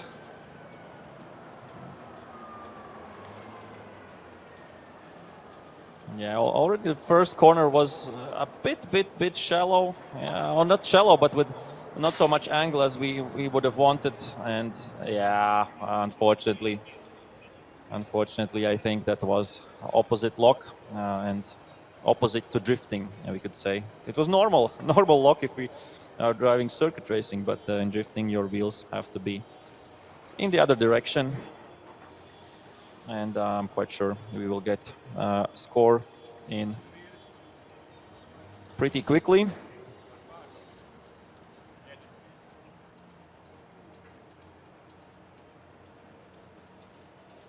As we have 7 drivers still to do their first qualifying run, and as I said, then we will go on and move on to the second quali runs. A lot of drivers who has to improve themselves. Yeah, first they have to prove themselves, and then improve, because yeah, we have a few drivers with a 0. Some of the drivers had some technical issues. We saw that 2 drivers didn't get their first runs in at least until now. Hrafnkel Runarsson had some technical issues and was driving straight from the beginning. And yeah, Ruben Bolano still fighting with oil from his car. Dripping oil, yeah, from the engine. So the Spanish driver hasn't done a run in the first qualifying. Yeah, technically Runarsson from Iceland did do a run, but yeah, he was driving straight, and we saw that there was some issues. As the judges still want to see a bit of a replay, if there was 100% opposite lock or not. It's a big decision if it is a 0 or if it's not.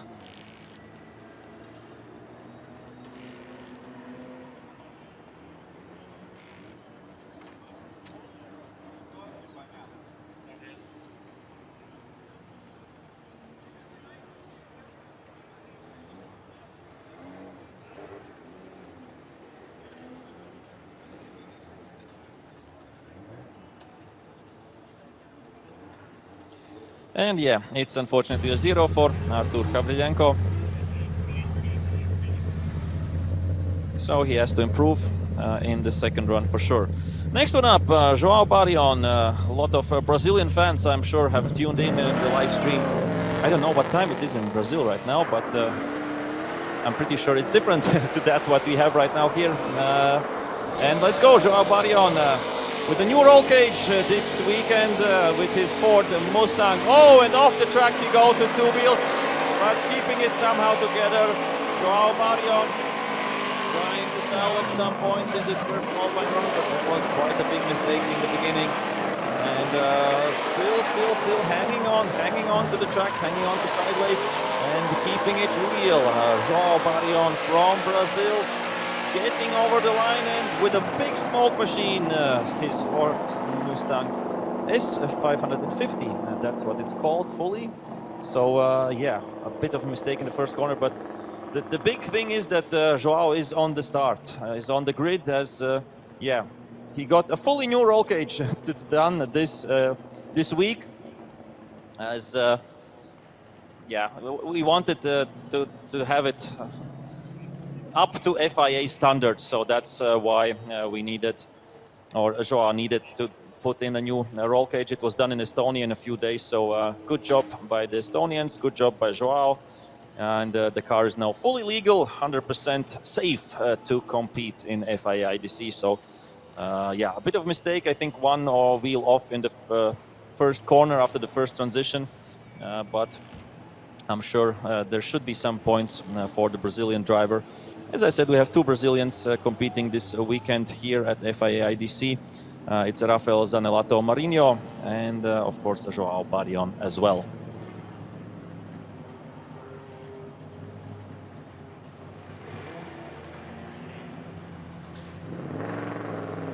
Lots of fans, of course, around the world for Joao Barrion. He's known for his drifting, he's known for his shows, and he's very well-liked driver around the world. So I'm sure a lot of people have tuned in to see what Joao Barrion can do, and 69.5 points P19, so a good base to build on for the second attempt.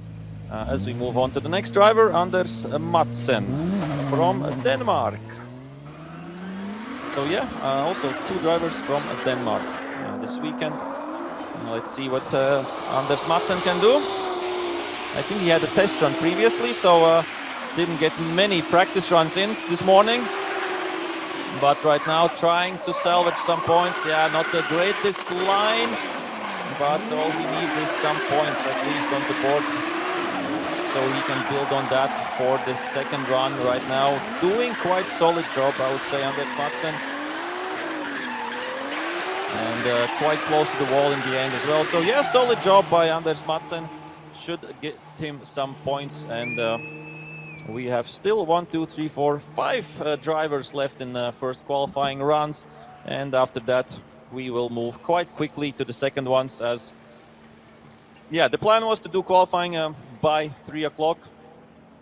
Looks like we won't be able to complete in half an hour all the quali runs, but yeah, no problem. We had some things planned after that. We have some, as I said, local competitions happening as well. But it will be all right. FIA IDC, of course, has a priority for sure for this weekend.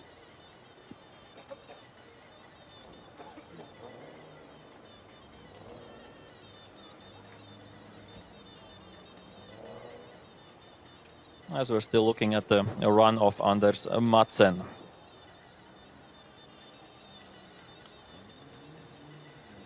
So yeah, we have still Norway, Japan, Mozambique, Austria and Ukraine to come. Kasper Eidsmo Sand, Hokuto Matsuyama, Zanil Satar, Daniel Brandner and Timur Lipski. Yeah, Zanil Satar hasn't done any practice laps. As we see the score, yeah, 52.5 for Anders Madsen. And yeah, I got a message from the Mozambique driver. He said,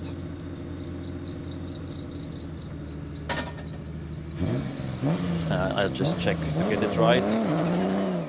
Yeah, so the driver from Mozambique is asking his country to cheer and wish luck for him, as he hasn't done even one complete practice run. So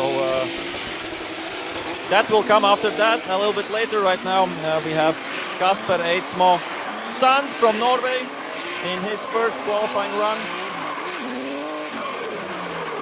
And yeah, this looks, I think, much better than in practice. He had not the nicest runs, at least some of that I saw, but right now in qualifying has stepped up his game, Kasper Eidsmo Sand. And doing a solid job up until the end. So nice driving there by the Norwegian Kasper Eidsmo Sand.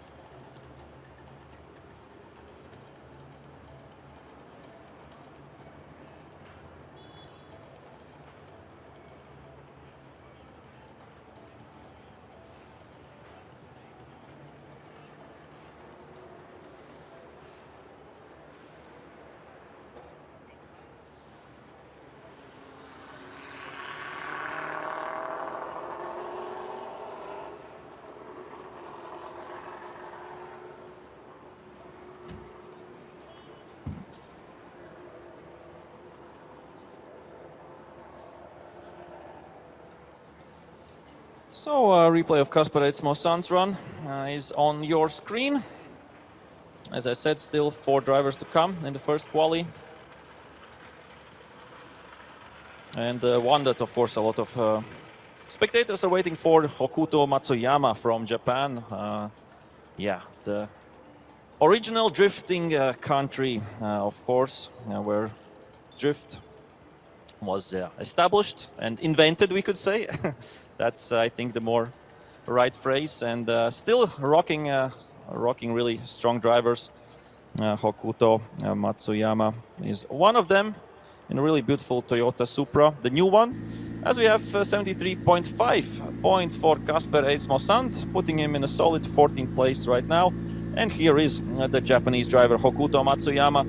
Did look really great already in practice.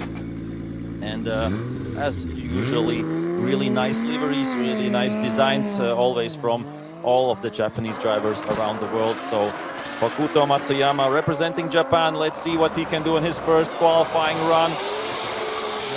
Good initiation, but a bit of a shallow line in the first corner. Could have been a bit wider, but now trying to salvage some points. Going off the track with one wheel, unfortunately, but still keeping it together. One wheel again, and let's hope he didn't damage his tire or his wheel.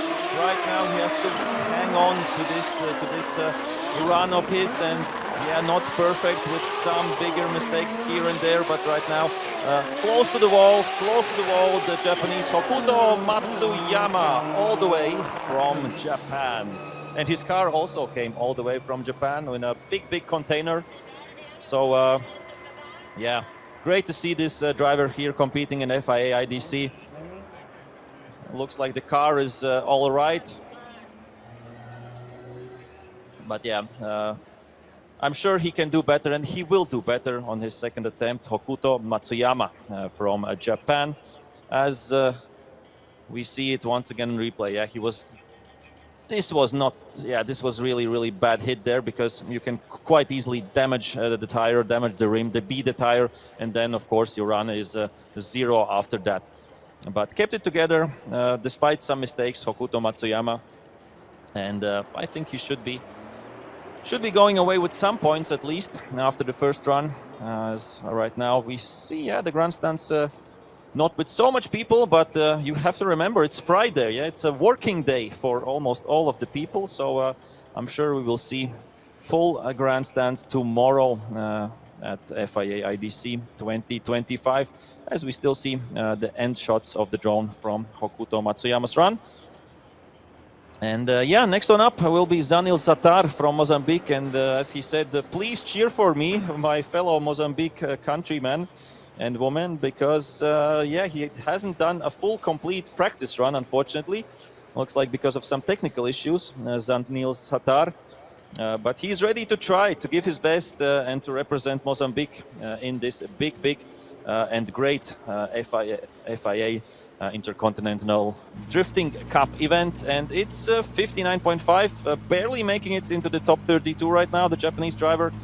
But with only 3 drivers to come, if he would end it after the first qualifying, he would be in.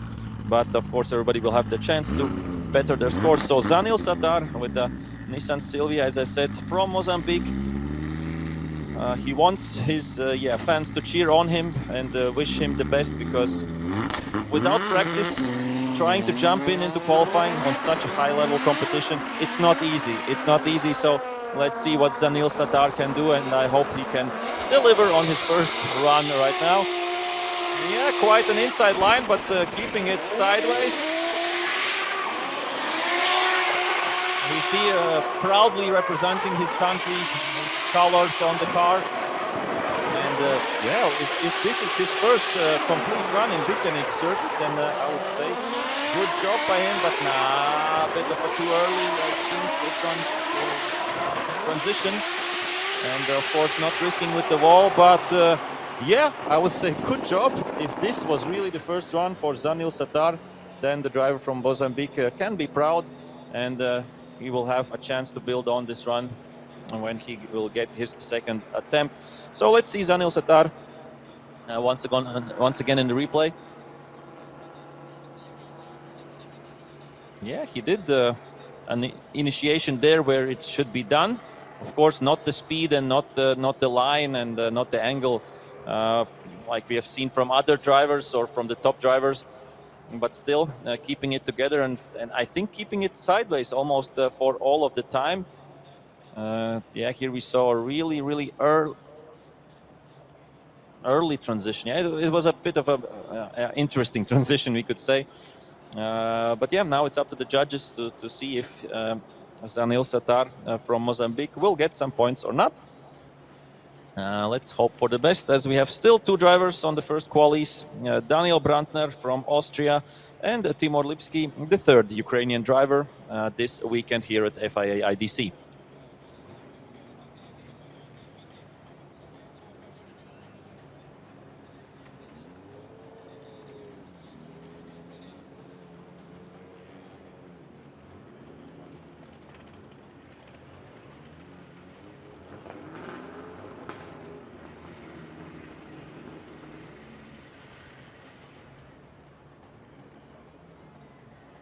And at least some points, yeah, 30.5, that puts him in P33, but that's better than a 0.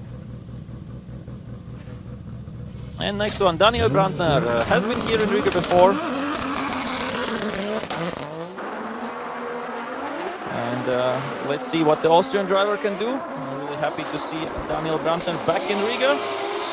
And he is, of course, back to attack with some blue smoke coming from his tires. Putting up a show for us, for the spectators and for everybody. Daniel Brandner, going off track with 1 wheel and going off track with all 4 wheels, and that's a shame, unfortunately, for Daniel Brandner. And yeah, that's 100% a 0 in his first quali run. But yeah, nicely done. Blue smoke from his rear tires. We rarely see colorful tires in drifting anymore. And yeah, Daniel Brandner will be coming back to the pits, and that's of course a 0, unfortunately for him. But put up a show, and I think, yeah, the spectators can appreciate that. Daniel Brandner, showman from Austria. And let's hope that his second run will be better to get some points on the board, and to see Daniel Brandner tomorrow in the main competition, as we have still 1 driver to go in his first quali runs, Timur Lipski. And after that, I'm sure we will quickly get the track ready and be ready for the second attempts, for the second qualifying runs. And yeah, confirmation, Daniel Brandner, 0 points. And here we see Timur Lipski, number 995, is ready for his first qualifying attempt. Yeah, we have, yeah, I would say almost 2 hours, a bit more than 2 hours. The first qualifying runs have been. But we had some pauses here and there, and I'm sure we will move on a bit quickly with the second runs, as really quickly to the initiation comes Timur Lipski. But yeah, a bit of a mistake, not the best initiation from the Ukrainian driver. We see some corrections or some wavering of the wheels almost through the whole track. Timur Lipski will try, of course, to do his best, but yeah, maybe it could have been a bit more yeah, stable, and a bit of mistake, and I think it's straight, unfortunately, for Timur Lipski. Yeah, it wasn't a great beginning and a really bad ending to the run, so yeah, unfortunate there for Timur Lipski. I'm pretty sure that's a 0 because he wasn't sideways before the finish line. Here we see the beginning, also a bit of corrections here and there, but of course he will have his second run, Timur Lipski, to try to get some points on the board, as yeah, we quickly get the track ready for the second runs, and we'll be back with them in just a few moments, just a few minutes. So right now the right time to grab something to drink, grab something to eat, and if you're watching at home, sprint to your fridge, get something to eat or get some snacks, and we'll be ready for the second qualifying runs. The first ones were already amazing. I wanted to say let's wait for the score for Timur Lipski. I'm pretty sure it's a 0, and it is a 0 there for Timur Lipski. So yeah, 43 drivers have done their first qualifying runs. Unfortunately, who was it? Ruben Bolanos from Spain didn't do them, and here you can see the whole qualifying standings after the first qualifying runs for everybody. But of course, everybody will have their chance to better that, and let's see if the table will look at as this after the second qualifying runs, or we will have some big changes. Can't wait to see for that. So right now we're painting back the outside zones, and then we'll be ready with the second qualifying runs in just a few minutes.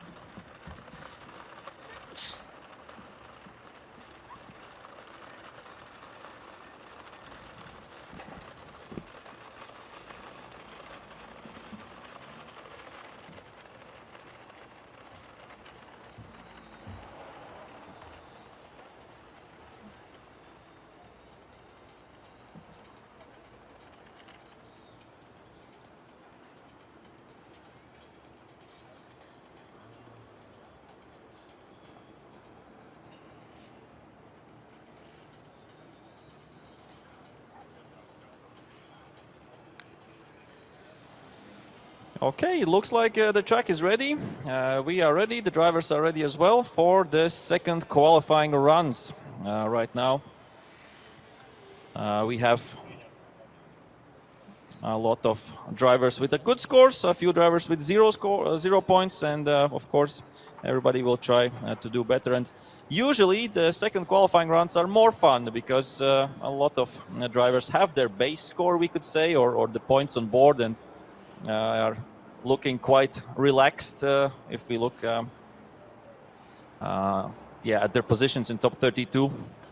But that means they always try to go all in and get more points because the higher you are in the qualifying standings, of course the bigger the chance that you get an opponent with a less level, we could say, or with not so high level, but still I would say all the drivers who are competing and all the drivers who will be in the top 32 are high level drivers from all over the world. So in the end, I think it won't really matter if you qualify first, second, third, or 10th. You will get a good opponent through the whole top 32. So still a lot of to come. As I said, 44 drivers trying to get into the top 32. So we will have 12 drivers, unfortunately, being out already after this qualifying, and won't compete tomorrow. But everybody has still a chance to qualify. So let's see how that will play out. 44 drivers from 32 different countries. So really nice to see drivers from all over the world competing here in the Riga Biķernieki circuit, Latvia, FIA IDC 2025. The first one on the grid we see is Mikkel Kraus with the number 2 and with the BMW E30 representing Denmark.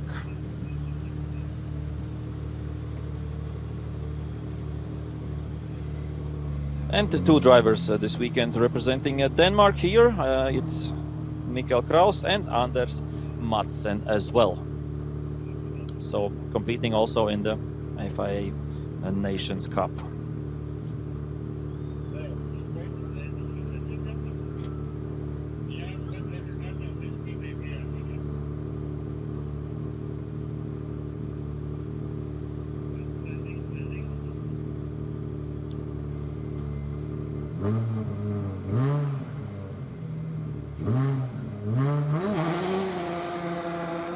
And here we go. Mikkel Kraus opens the second qualifying runs.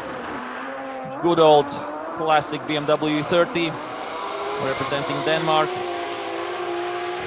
Yeah, okay, first corner.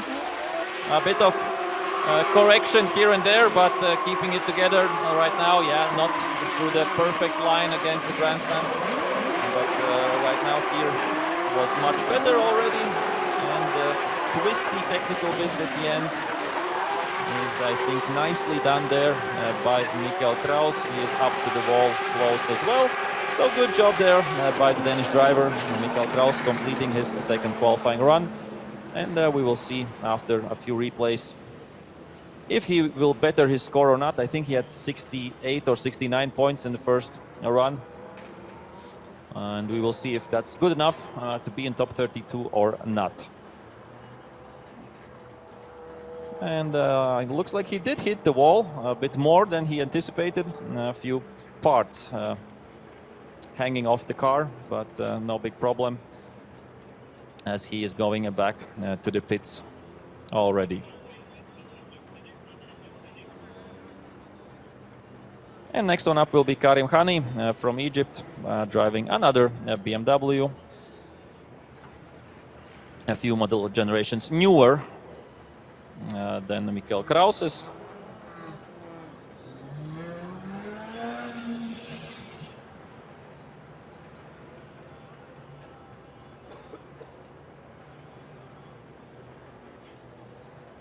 And of course the mandatory drone shot in the end as well.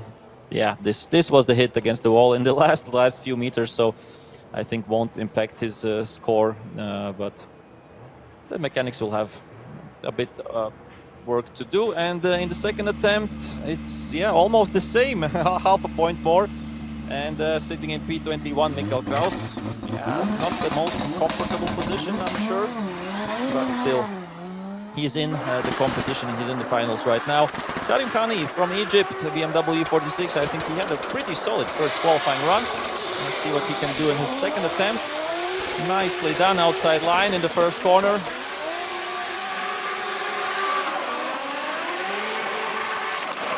And second corner, good as well. One of the louder cars there, that's for sure. Karim Khani.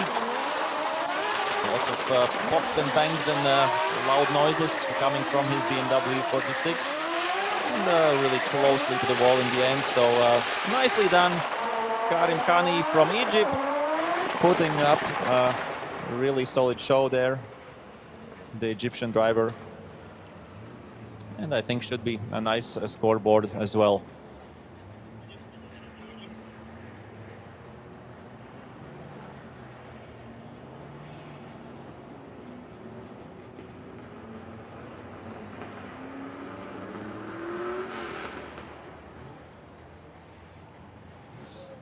Karim Khani looking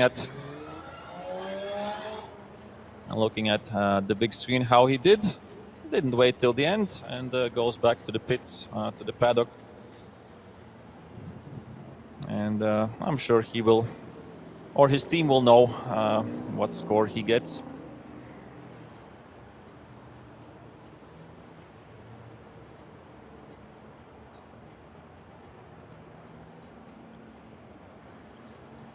Yeah, quite interesting that Mikkel Kraus got only half a point more than in his first runs. We could say, okay, pretty consistent, doing the same amount of points. But of course, I'm sure he would have wanted a bit more. But yeah, Karim Khani,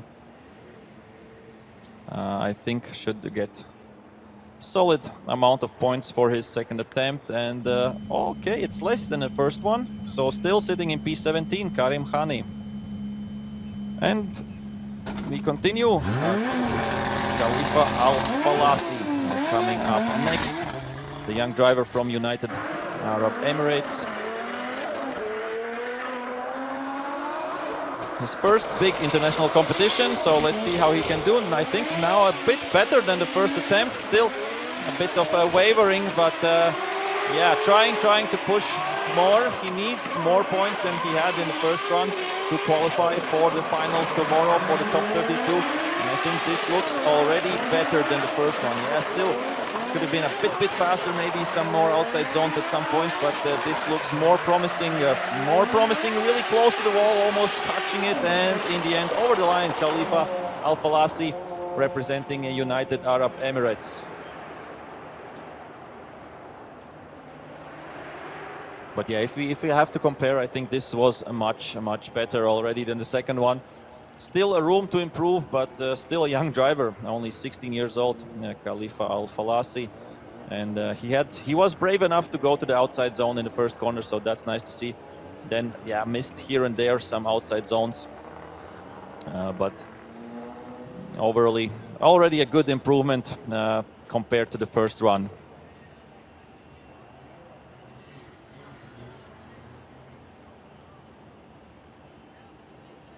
And of course, we have to point out, it's not his car, it's a rented car, so always not easy to adjust to a new car as well. So we have a few drivers who are driving rented cars, who have come from so far away that it didn't make sense or it wasn't logical to send their respective cars here to Europe. But some drivers have sent their cars to Europe. From Japan, for example, Hokuto Matsuyama is one of them, and of course another drivers from Brazil as well. So let's see the score. Will we have the score already? And it's better, 46 and right on the edge. P32 right now for Khalifa Al-Falasi, so right on the edge, and not a comfortable position to be in right now. As we continue with Abdul Karim Yahan from Switzerland. Some flames coming out of the exhaust. And a nice fast initiation there by the Swiss driver Abdulkarim Yakan. Lots of smoke in a bit of opposite direction drift. I think this was a mistake we've seen previously from a few other drivers as well, going onto the curb there. So yeah, not the cleanest run. I think the first run was a bit better for Abdulkarim Yakan, as he goes right now close to the wall and really on the inside in the end. So lots of yeah, quite interesting mistakes, I would say, from Abdulkarim Yakan. If you remember, his first run was a joy to watch. So right now, I don't know what happened to the Swiss driver. Some, I would say, yeah, mistakes that are not like him. We could say it like that. But yeah, the beginning was good. All was all right there, and then started a bit of opposite direction wheels at some point. Of course, the good thing is he had a solid first run. Can't quite remember the exact score, but we will see it in just a few moments. Abdulkarim Yakan representing Switzerland.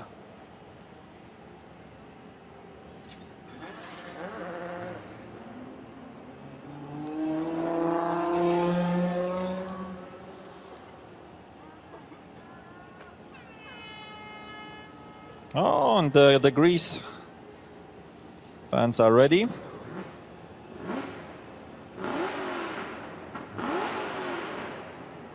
As we will be ready for the score right now for Abdulkarim Yakan.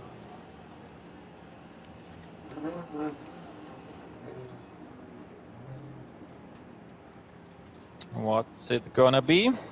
We still want some replays. I'm sure I know what place the judges want to see as we look once again on the replay.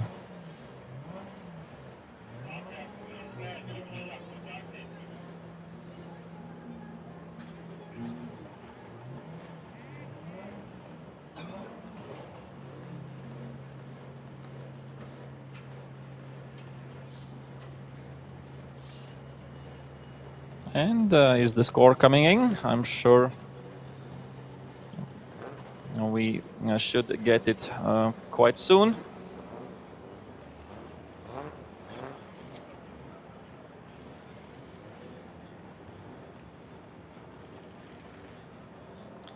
And it's 45.5, so the previous run was better. Right now sitting in 22nd position, Abdulkarim Yakan.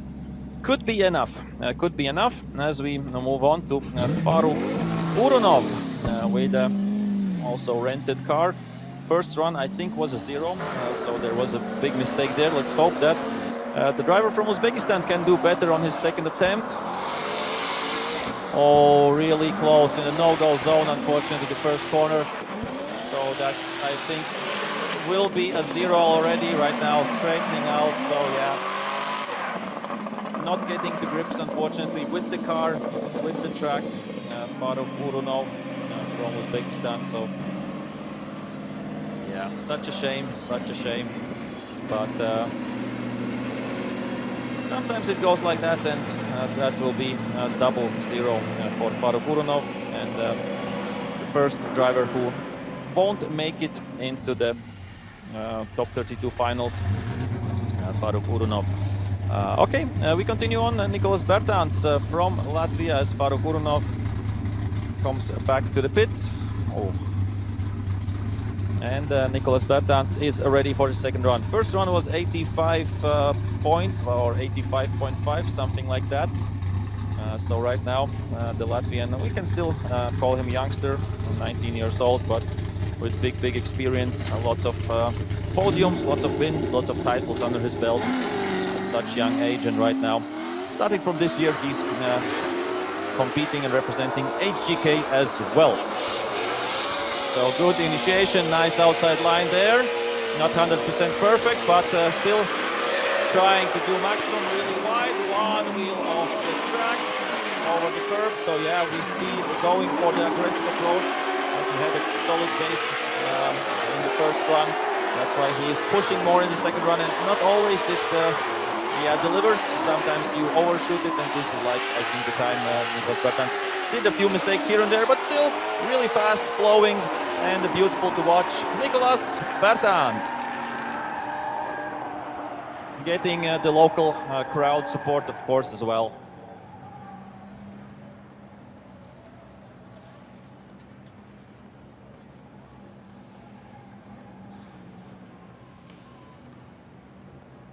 If we take a look at the replay, I did go out a little bit too early maybe off that outside zone, and I think that compromised a bit the next few corners, and that's where the bigger mistake happened, one wheel off the track. So from my point of view, I would say could be that the first run will be with the higher score, but that's up to the judges as always. And we have 3 of them as it is mandatory in drifting, 3 different judges.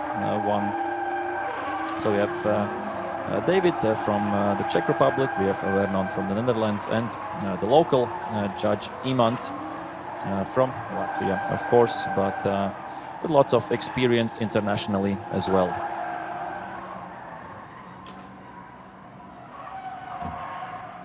So yeah, 81 in the second, still in P6 with his first run with 85.5 points. As we continue on, next one, another Latvian driver, Edgars Kroģeris on the line. I think needs to better his score as well.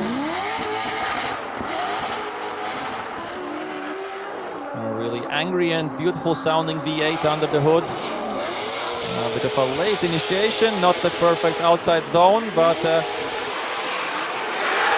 we remember that previously in this previous run there was a run of 2 halves. The beginning was good, the ending was not so good, and right now it looks like the ending could be better than before. Trying to hit all the outside zones, and right now he has to go closer to the wall to get a solid amount of points. Really big angle at some point, slow down the bill a little bit, but yeah, in the end over the line, Edgars Kroģeris, another local driver, and we see gets of course the support of his home fans. Let's see the replay.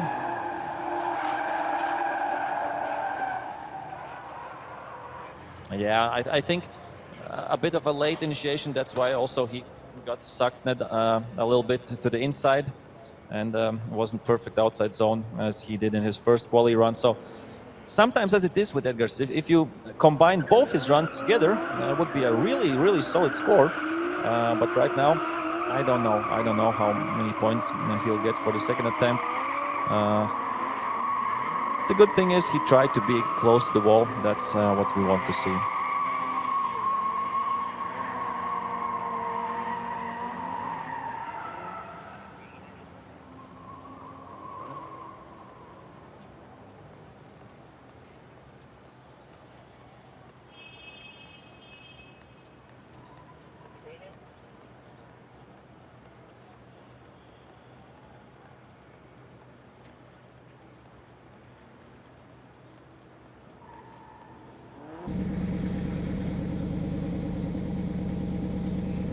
And yeah, we saw the score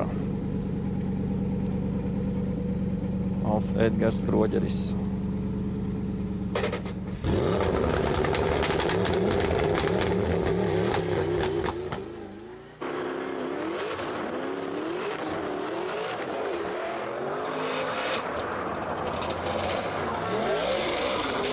And we see it's Dmytro Ilyuk right now on his second qualifying run.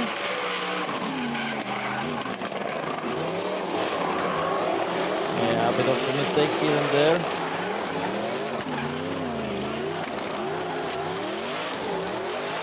And trying to better his score, of course.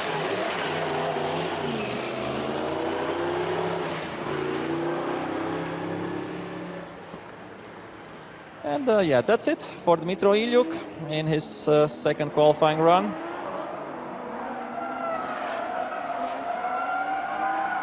As we are looking at the replay once again.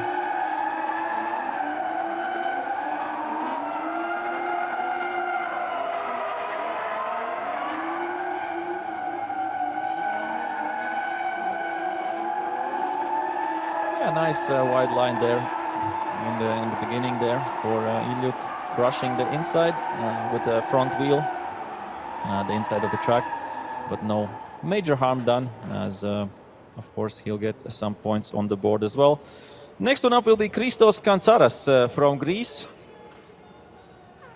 Yes, I see you, I hear you, Greece fans, so nice to have you here. And Christos Kantsaras, yeah, was driving really nicely and aggressively, maybe didn't get the points that he should have deserved, so let's hope he can better that in his second attempt. Christos Kantsaras with a beautiful BMW E36 coming up right now, as we wait for the score of Dmitro Ilyuk.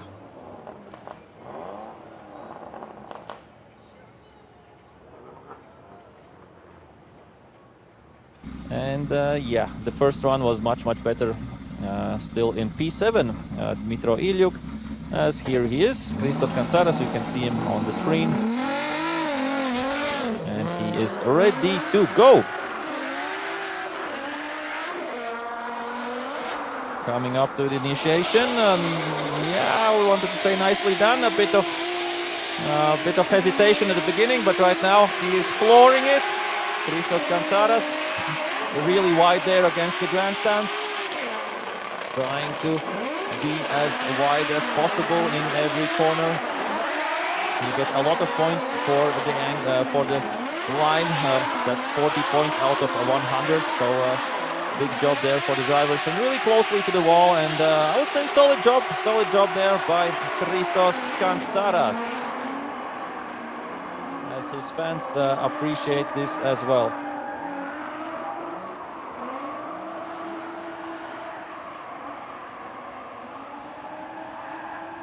And then now, of course, he will take a look at his run as well. And he will see, yeah, there was a bit of hesitation at the beginning, but after that, I would say it was pretty neat and tidy. So should be solid amount of points, I think, for Christos Kantsaras in the end, as we have done the first 9 drivers of the second qualifying runs. And I think it will go faster and faster, and it should go faster than the first qualifying runs.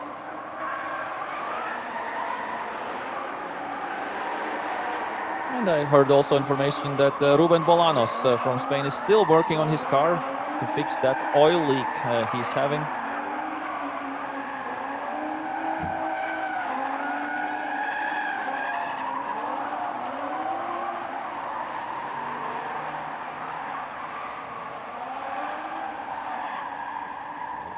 Yeah, really passionate, the Greek fans cheering for Christos Kantsaras, as we wait for the score. Let's see what he did deliver on the second one, and it's 57.5. He is into the top 32 right now. Only P29, but still, there is a chance to see him tomorrow in the main competition. So yeah, Christos Kantsaras one of the drivers without points. Next one up, Ahmed Al Amri from Oman, also with a rented car. Let's see what he can do. Wasn't the best first run, I think, from him, but right now he is flooring it. He is doing better, really wide there, almost onto the curb, but keeping it together. And let's see if he can keep this up until the end. Ahmed Al Amri from Oman, doing some great social media videos. If you haven't seen him, follow him and like it as well. But yeah, nice wall ride as well, so good job, I think. Much improved there, Ahmed Al Amri, if we compare to the first qualifying. So good job by the driver from Oman.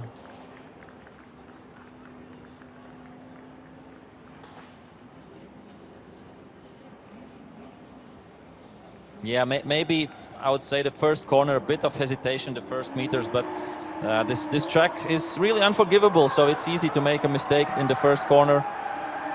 So I would say solid job by Ahmed Al Amri, and for sure we will wait and want to see how many points the driver from Oman will get, as he's the 10th driver to complete their second qualifying run.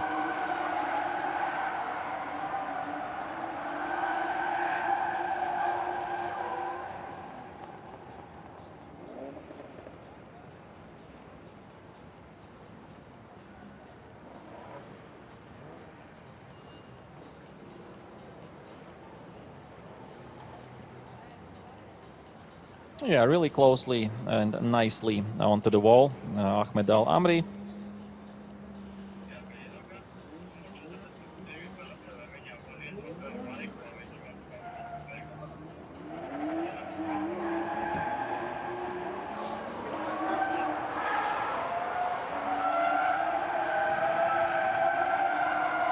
So, quite rightly, judges taking a bit of time to evaluate every run, because it's really important in the end, really small margins. And 74.5, Ahmed Al Amri gets a really great score in and moves up in the standings. And I would say a really big chance to see him tomorrow.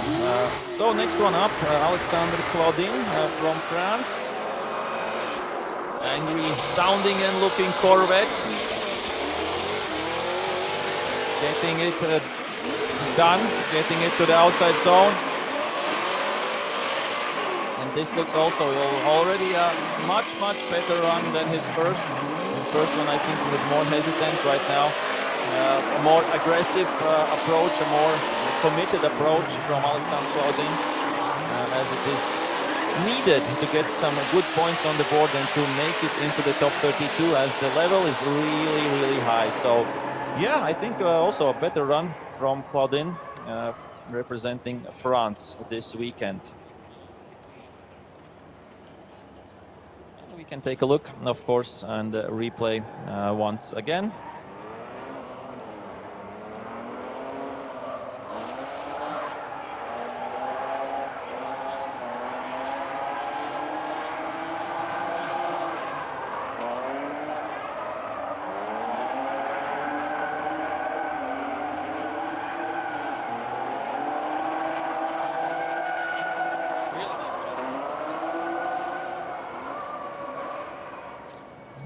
Okay, next one up should be David Skogsby from Sweden.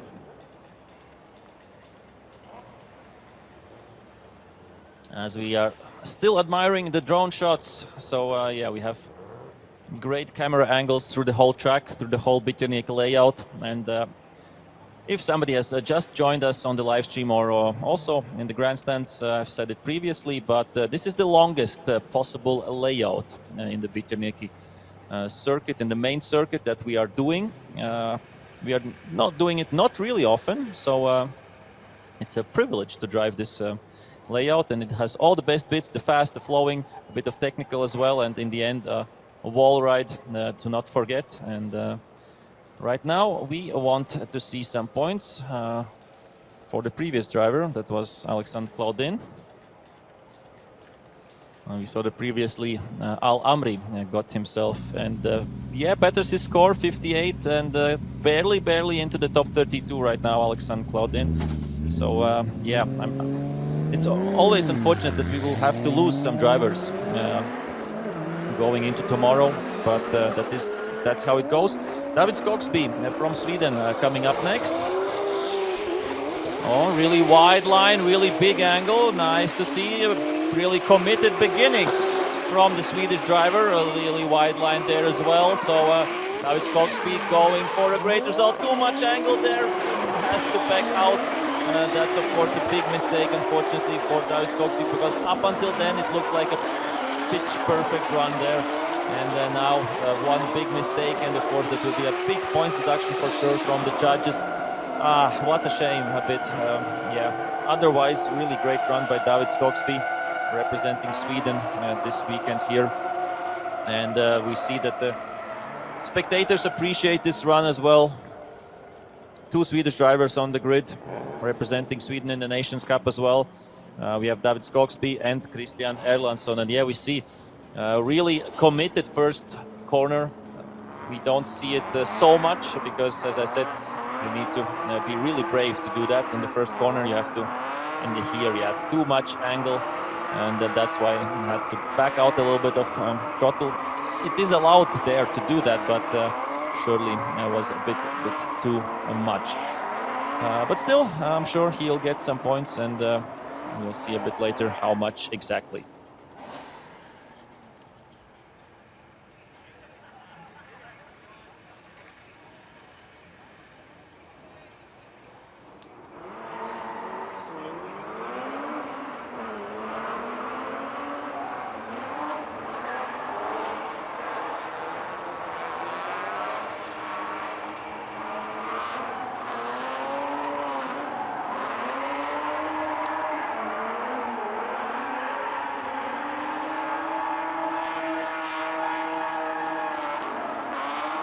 And it's a 0. Yeah, it looks like an unchaseable run, unfortunately.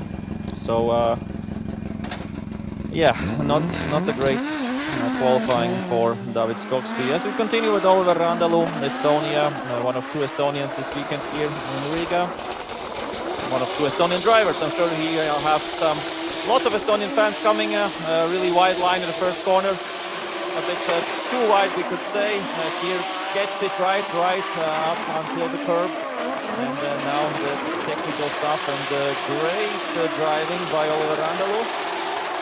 The first corner was, I think, as same as in the first run, a bit over the top, but otherwise fluid, solid, beautiful run there by Oliver Randalu, representing Estonia.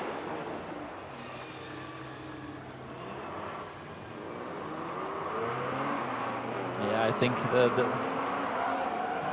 let's have a look at the replay, but yeah, we see going a bit too wide, and yeah, okay, that's not 2 wheels, it's 1 wheel off the track, so that will be a bit of a deduction, but otherwise really committed, filling out all the outside zones. That's what the judges want to see, and really smooth transitions as well, so no hesitation at any moment.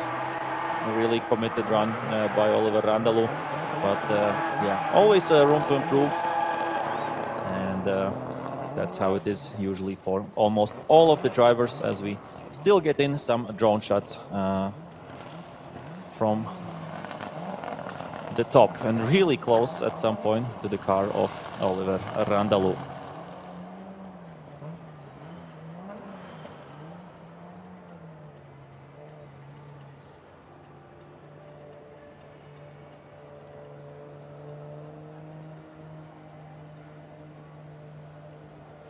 So he betters his score, 84, puts him up into P8, so a good job there by Oliver Randalu.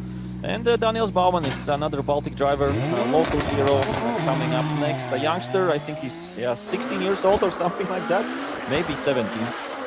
But yeah, still pretty young, and let's see what he can do in his first qualifying. Really committed, first corner on the edge, right on the white line, so that's a good start, that's a good beginning by Daniels Bauman. Is now also filling that outside zone against the grandstands and doing really fast, and yeah, not only precise but fast driving from Daniels Bauman with his 2JZ powered BMW E46, and right now onto the wall, no problems for Daniels Bauman, and a good run up until the end from the Latvian youngster. Wow, solid job by Daniels Bauman.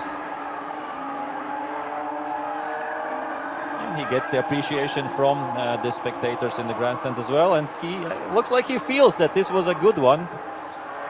He's happy himself, as we committed really on the edge, staying within the white lines. Yeah, that's what you need to do there in the first corner, and yeah, nice angle.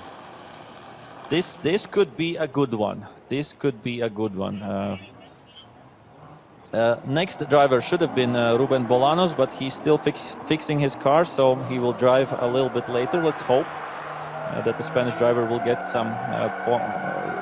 the chance to do at least one qualifying run, as we are still admiring the second qualifying run of Daniels Baumanis. Yeah, North European zone champion this year. Previous year he was Pro 2 champion in Latvia, the year before in street class, and I think he has still the chance to be champion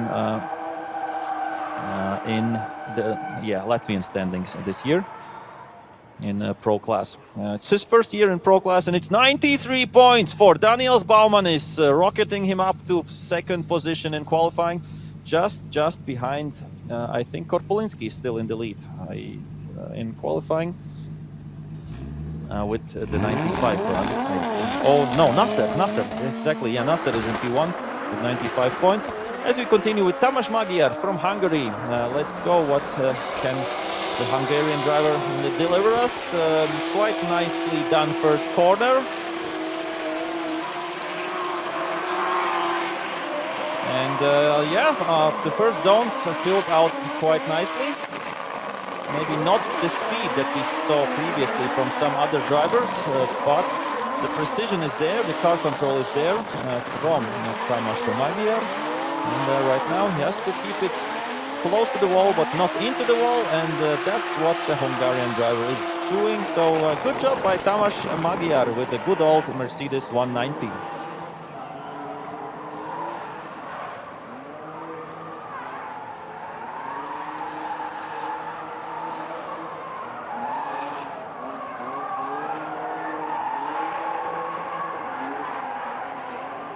Tamas looks like he had some contact a little bit with the wall. The bumper is hanging off, but it's still attached to the car, and it will be attached to the car while he is making his way back to the pits, as we see the replay. Yeah, I would say, the only thing I would see with my eyes, or from my point of view, that lacking a bit of speed compared to the fastest cars, but he made it really up with the precision and nicely filling out almost all of the zones that the judges want.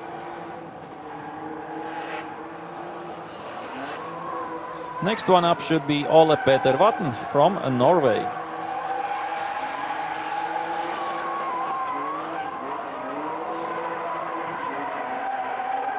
And after Ole Peter Vatn, Rafael Zanelato Marinho from Brazil. I know a lot of Brazilian fans are watching for sure, so be ready after Ole Peter Vatn from Norway. And here we have 74 points, gets a better score up to P14 for Tamas Magyar. I can think he can be happy. So yeah, right now Ole Peter Vatn, and after that the Brazil driver Rafael Zanelato Marinho. Has a bit of work to do, the Brazilian, but I'm sure he is capable of that. As we see Ole Peter Vatn right now. Nicely done, really committed outside zone, really lots of smoke coming from Ole Peter Vatn's car, and a really wide line there as well. Beautiful driving by the Norwegian, and keeping it steady, keeping it really calm, and keeping it on the outside zones wherever he needs to be. So Ole Peter Vatn is still with the last corner to go. Norwegian driver putting up a real good show, and should be good points on the board for Ole Peter Vatn.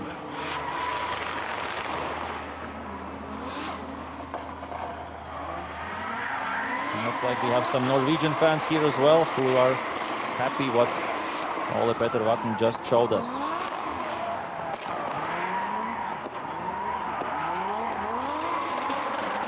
And Ole is happy as well. And another car which has its bumper hanging down a bit, but yeah, I'm sure that was during the contact with the wall, for sure. A bit of a love tap there against the wall, but nothing major.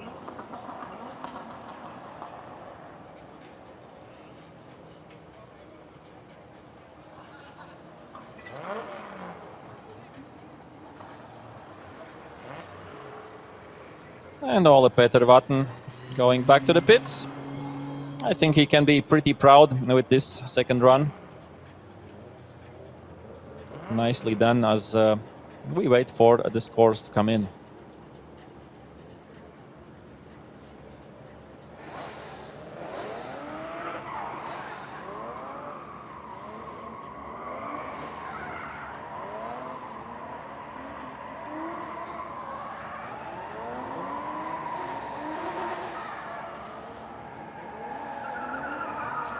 And it's 85.5. The previous run was 89.5, so still sitting in P5. Good job, and can be pretty comfortable right now. Ole Peter Vatn. Rafael Zanelato Marinho has a bit of work to do. Wasn't the greatest first run. Right now he has to better his score to get into the competition, and he is in the inside line. I think that was really too much of an inside line. And right now, yeah, messy run, unfortunately. All the inside zones where you have to be on the outside. And I think it was into the no-go zone in the first corner. So that means if you go into that zone, you score automatically 0 points because it's unchaseable if you would go tomorrow in the final run. So unfortunately, yeah, putting up some show, putting up some smoke in the end there. Rafael Zanelato Marinho, but yeah, it's 0, and it was 28 in the first run. So unfortunately, we won't see Rafael tomorrow in the competition. And yeah, but thank you for coming from this far away, from all the way from Brazil. And I hope still enjoying he and his team the event here in Riga. As we continue with two Finnish drivers, Niklas Vik will be going first, and after him, Jarkko Jilha.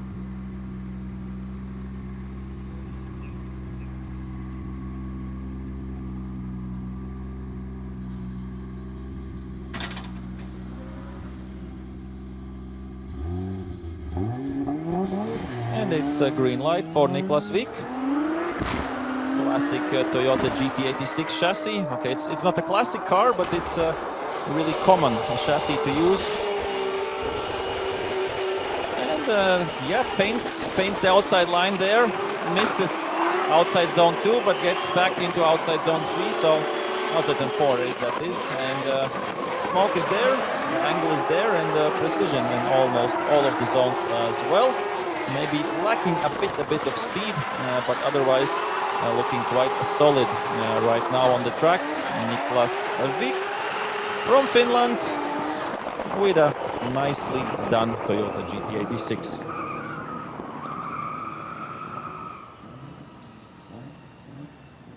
So yeah, Niklas Vik, number 55, and we will see the replay once again.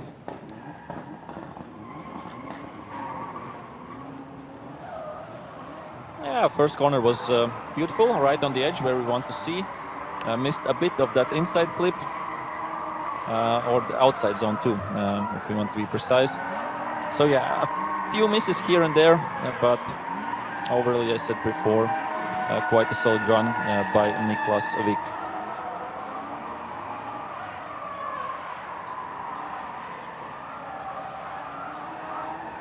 Coming up next, as I said, his fellow Finnish countryman Jarkko Jilha with a Toyota Chaser. So, but before that, of course, we will see what points Niklas Vik will get for his second attempt.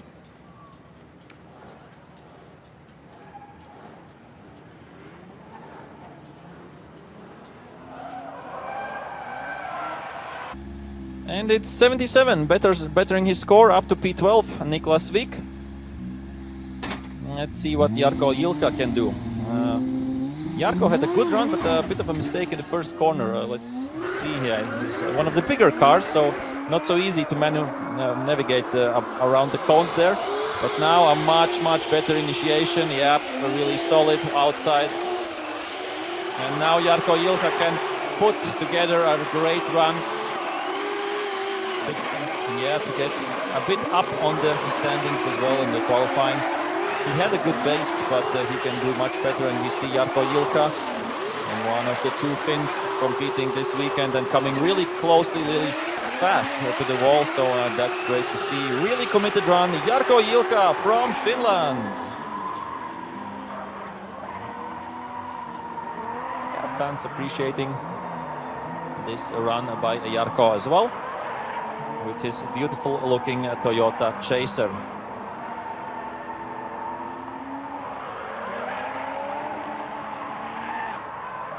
And yeah, I think I have really nothing to add to this replay. It looks on point through the whole run. Next one will be, or should be, Rafnkel Runarsson, but we saw that he, on his previous run, did go straight, didn't drift, so I'm sure there was some technical issues, unfortunately, for the driver from Iceland. Let's hope that he is on the grid and he can try to get a score, at least on his second qualifying.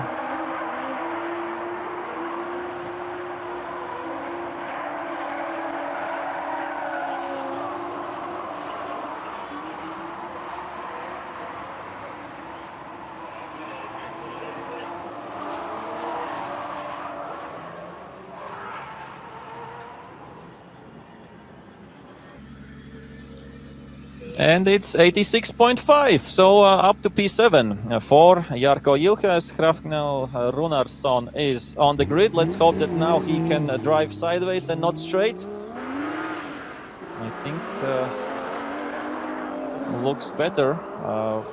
Yes, and it will be an initiation there for Runarsson. Trying to keep it together with his BMW 36 Compact. And yeah, getting almost to all the outside zones as well. So yeah, really unfortunate that he couldn't do his first qualifying run, but the second looks more on point. So okay, not 100% all the zones, but he is really close, and he is close to the wall right from the beginning. So good, solid run there, I would say, by the driver from Iceland, Hrafnel Runarsson.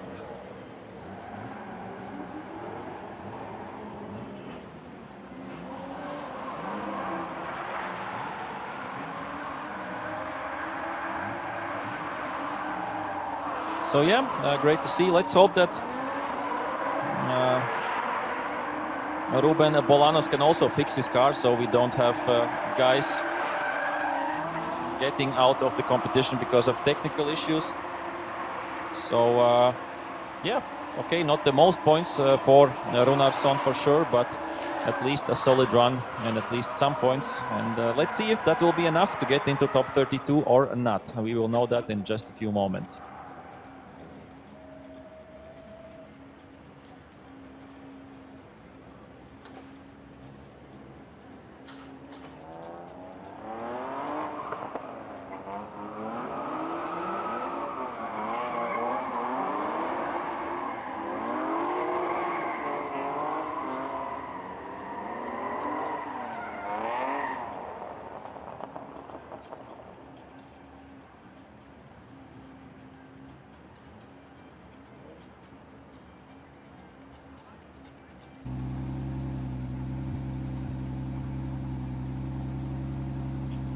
And 57 points right into the top 32, but on the edge right now is Hrafnkel Runarsson. So yeah, I think there are still some drivers who didn't get points who are coming up, but let's wait and see as Pavel Korpulinski is next one up. Had a really good first run. I think he sits second or third in the standings right now. And a really good job right from the beginning. A good outside zone, snappy transition by Korpulinski as he is navigating his way through the Pikaneti. A long layout. Beautifully done, that outside zone as usually by Pavel Korpulinski. And yeah, I don't know if he will better his score, but it looks on point, right? The same as his first run. So good job there by Pavel Korpulinski representing Poland this weekend, not only for himself, but representing Poland in the Nations Cup. As we have two Polish drivers, Pavel Korpulinski and Jakub Przyszgonski, competing this weekend here.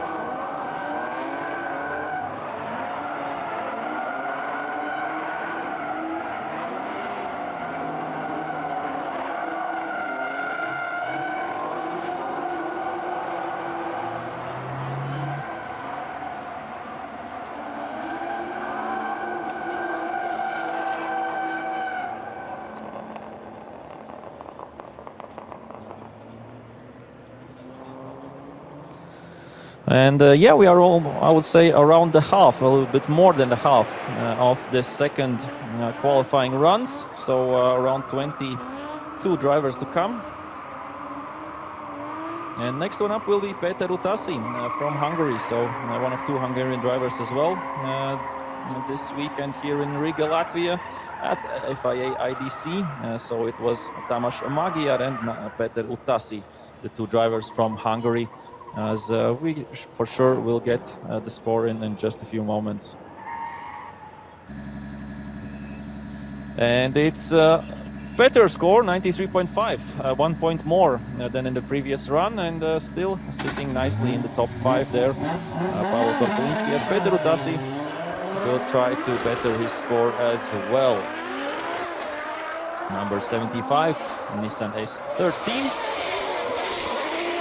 Solid job on the first corner, not 100% on the outside zone, but trying to do that. A bit of cutting there off the track. now coming really close to the outside zone. Now the deceleration zone, not perfect, but still keeping it together. Peter Utasi now on to the wall, the last corner, and has to be brave, and it looks like the Hungarian is quite brave and is over the finish line. Peter Utasi from Hungary on his second qualifying run.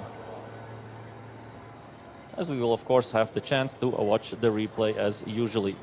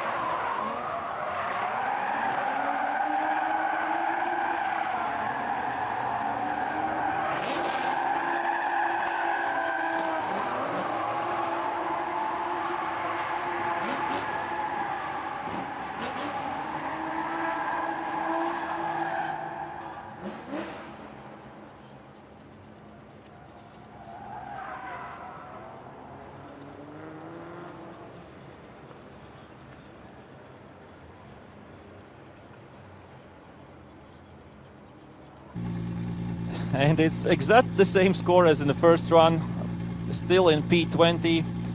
Peter Utasi 70.5 points. Then Ihab Abu Falah continuing from Lebanon, all the way from Lebanon. The driver with the BMW E46. Let's see what he can do in his second attempt. Number 84 is his starting number. And yeah, a bit of mistakes in the first corner. Now he has to be on point doing the whole track to get some points on board. Yeah, looks almost already better, but nah, then missing that outside zone completely. And that's not what the judges want to see. And now he has to salvage some points. He has to be on point there. He has to be on really close onto the wall. And that's what he was in the end, Ihab Abu Falah. But yeah, there will be some quite big points deductions, I'm sure, for the first corner. So that wasn't ideal, and then missing out on some other outside zones as well. Ihab Abu Falah representing Lebanon.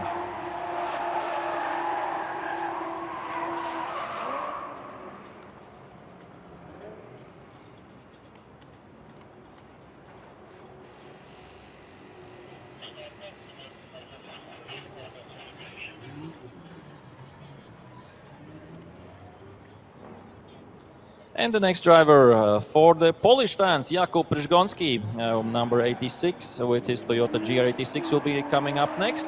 Had a really good first qualifying run, I think 94 or something like that, pretty close to 100 at least, and also still sitting pretty good in top 5. But he has the second run, of course, to try to better his score.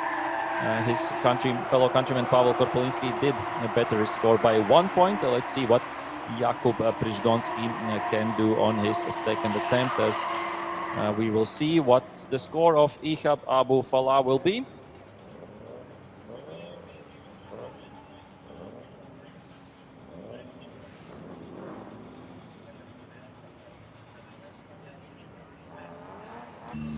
And the first score was better, 65.5, still in the top 32, in 25th position.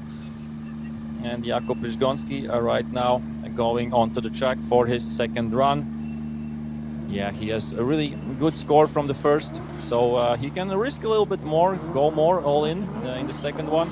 Maybe try to win this qualifying for himself and for Poland.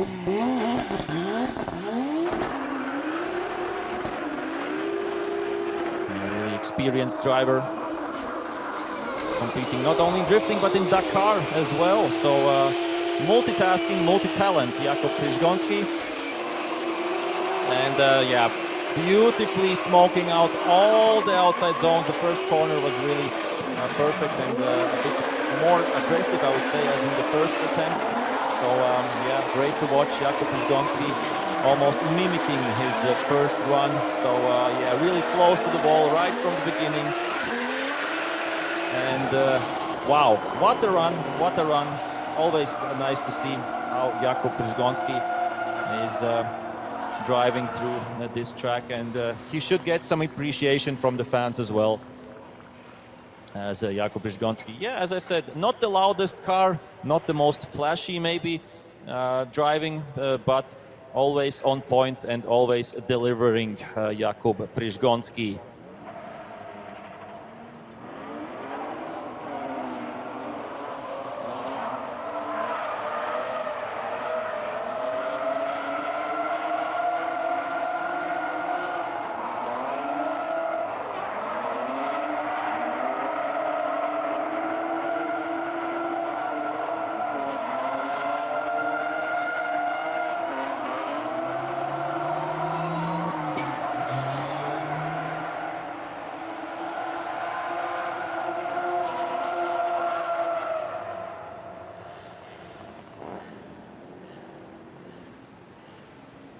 And of course, we have to mention that Jakub Przygoński was the gold medalist in the FIA Motorsport Games last year in Spain, near Valencia. So, and in the previous Motorsport Games, he did, I think, manage a silver or a bronze. I think a bronze medal it was for Przygoński in 2022. So yeah, always doing good in the FIA competitions, and right now also betters his score 94.5. That puts him up to second position. Jakub Przygoński does it again, and okay, it's not a win this time in qualifying, but still up there. We continue. Vladimir Codreanu from Moldova. Yeah, I think had a bit of issues in his first run, but right now. Yeah, and issues in the, unfortunately, there are some big technical issues for the driver from Moldova, Vladimir Codreanu. And yeah, he's driving straight, and he will get, unfortunately, a 0 on his second attempt. I think it wasn't great, the first one as well. So really unfortunate all the way from Moldova. Vladimir Codreanu. And of course, we won't see a replay, and we will go straight to the points, that's for sure. And we have Ruben Bolanos on his third attempt to try to qualify. The first two times he was sent back because of oil leaking from his engine. It looks like the team has fixed his car. And Ruben Bolanos, the only Spanish driver on the grid, will try to qualify. And yeah, we didn't see the points for Vladimir Codreanu, but yeah, okay. We'll see that maybe a little bit later. Right now, all eyes on Ruben Bolanos from Spain. The car is fixed, no more oil leaking from the engine, and now he can show us what he's made of. We have seen him in FIA competitions previously, and right now a solid first corner. Now he has to try to keep this up during the whole course, really close to the outside zone there as well, close to the curb. And super job by the Spanish driver. Ruben Bolanos has to keep it together.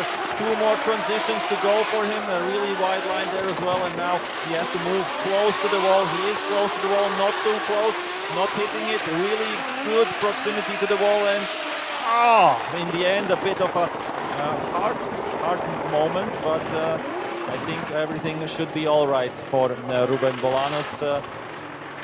We will see the replay. I thought that he was going straight in the end, but I hope that was only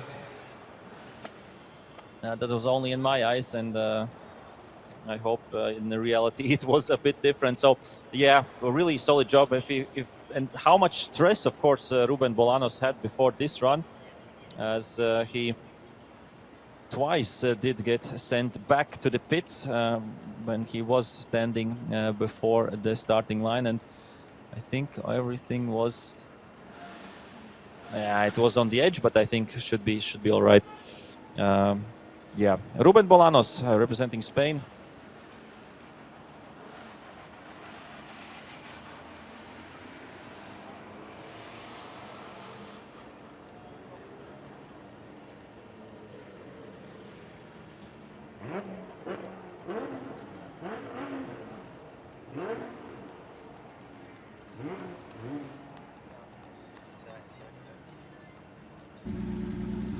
And it's 84 points, P11 for Ruben Bolanos. So he will be happy, that's for sure. As we continue on with the next driver, Benediktas Čirba from Lithuania. So still around 15 drivers to come. Nice initiation there by Čirba, really wide line, one wheel off the track, but we could say really aggressive approach. Right now trying to do what he does best, Benediktas Čirba. Lots of Lithuanian fans, of course, already here in Bitternieki, and I'm sure tomorrow we will have more and more Lithuanians as they follow around everywhere where Čirba and Vasiliauskas go. And lots of smoke, lots of action, lots of sounds from Benediktas Čirba, as it seems like he is pretty happy about his run, and his fans are happy about his run as well.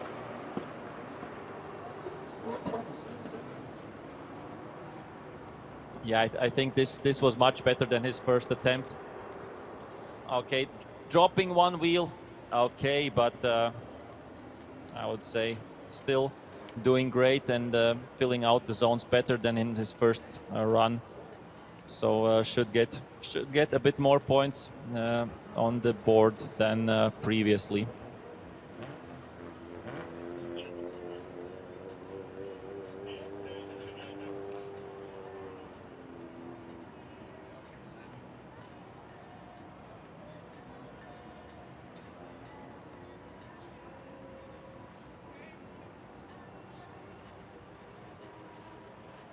Yeah, we see from the drone shot as well how Čirba is beautifully filling out all the zones. So I think, yeah, if the judges want to complain a little bit, then it could be that one wheel off in the first corner. But I would say pretty committed through the whole course, the Lithuanian driver, who is, of course, together with Andrius Vasiliauskas, representing Lithuania also in the Nations Cup.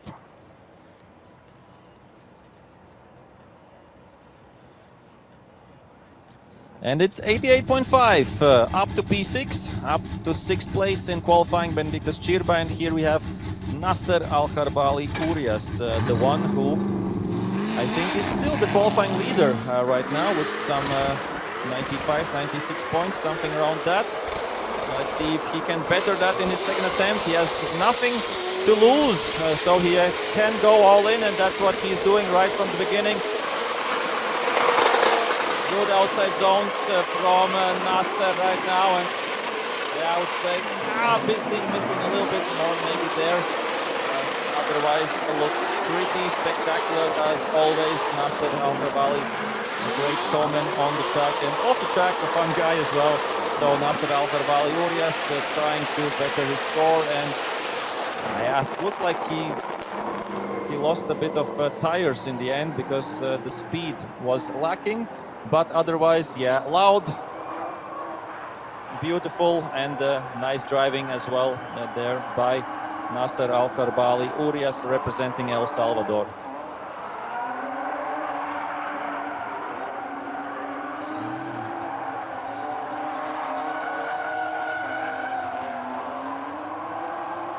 Yeah, everything all right there. I think he missed a bit the inside clip. Maybe that was how I saw it, but all in all, a great run once again by Nasser Al-Kharbali Urias.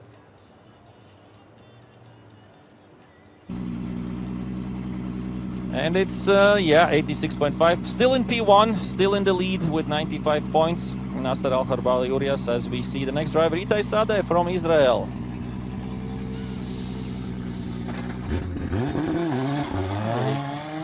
Good youngster as well, always putting up great drives. Let's see if he can do that in his second qualifying run. Nice initiation, really beautiful wide line there. A bit too early transition, so setting his car not greatly up for the following turns, but somehow keeps it together. Itai Sadeh right now still two more corners to go, one more transition to go. But it looks quite solid, overall quite solid run there by Itai Sade, the driver from Israel. Doing a good job, lots of smoke in the end as well. So should be solid points as well there for Itai Sade, as we have still 15 drivers. Yes, right now we will have still 15 drivers to come. So 2/3 done, 1/3 to go in these second qualifying runs. And I can remind maybe about the schedule for tomorrow. Of course, this is all Latvian or Riga, Latvia local time. So if you're watching from far away or from other time zones, check accordingly. And yeah, to don't miss action from tomorrow. So yeah, from 12:30 till 1 o'clock local time, we will have the grand opening ceremony. And then from 1:30 till 4:30 p.m.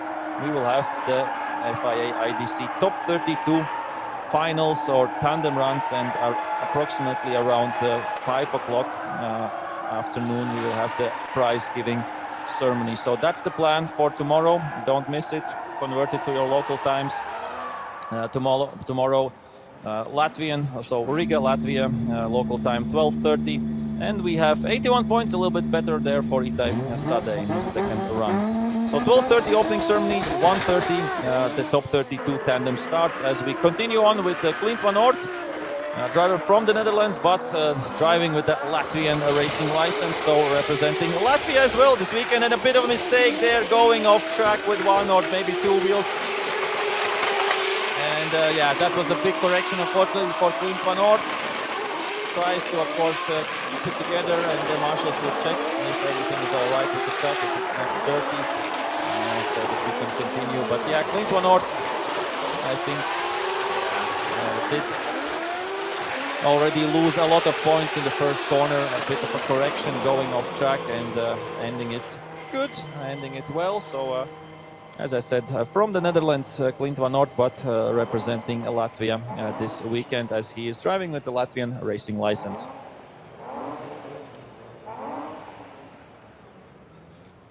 And yeah, quite a mistake on the first corner from Clint van Oort. As we will continue with Fredrik Strelkov, Estonia, coming up next. Then it will be Mevlud Meladze from Georgia, and then Lithuanian driver Andrius Vasiliauskas. These are the next three drivers who will do their second qualifying runs.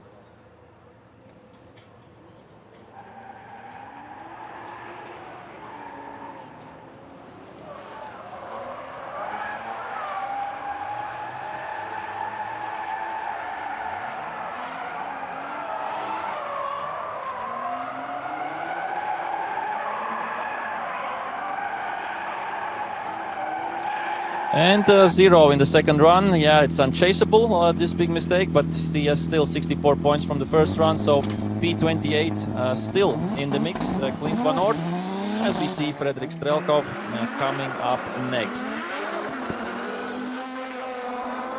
The solid first run, the Estonian driver,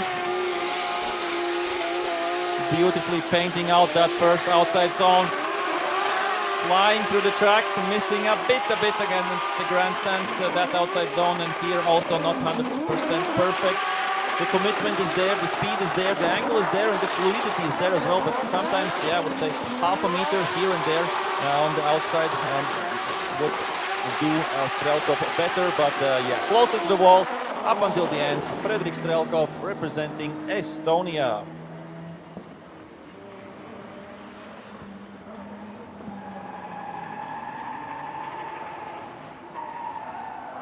Yeah, and a kind reminder to the drivers that you have to slow down after the finish line, so otherwise you can get some warnings and maybe even more. So yeah, please be correct and slow down after the finish. I know adrenaline is pumping and everything, etc., but for the safety of it, we have to keep it cool after the finish. So good replay there from Strelkov. I think, as I said, here and there could have been a bit wider at some point. but from a commitment and fluidity and angle view and transitions, everything was really nicely done there by Fredrik Strelkov.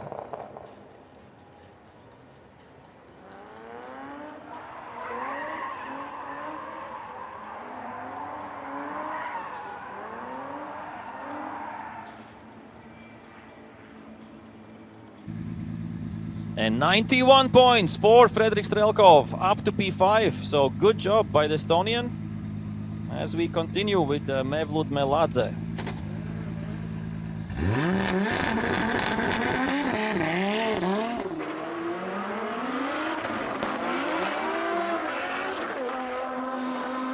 Mevlut Meladze representing Georgia.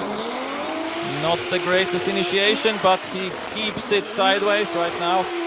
Has to try to get till the end. Maybe not the greatest line, but still has a chance to qualifying for top 32. With Meladze, of course, really well known in Georgia, the drifting community. As he's not only a driver, but also involved in the whole drifting spectrum in Georgia. So yeah, solid run I would say by Mevlut Meladze. Compared to his first one I think was a bit more messy, but this was okay. Had a crash, if I remember correctly, yesterday in practice, but right now car is straight, everything is all right. And let's see the replay. Yeah, quite a brave first corner by Mevlut Meladze. I think the issue is with some zones not getting into them, but fluidity was there. And let's see what the judges will say about the drive of Mevlut Meladze. And he was quite close to the wall as well, I would say. Nicely done by the driver from Georgia.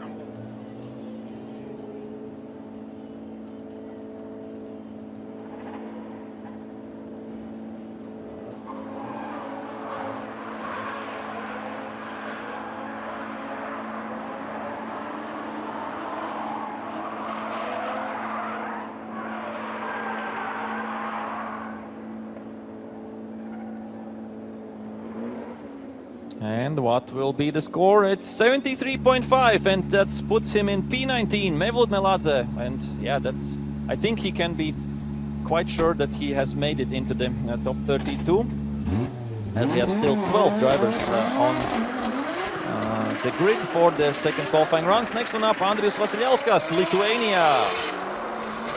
Made his beautiful new BMW M2.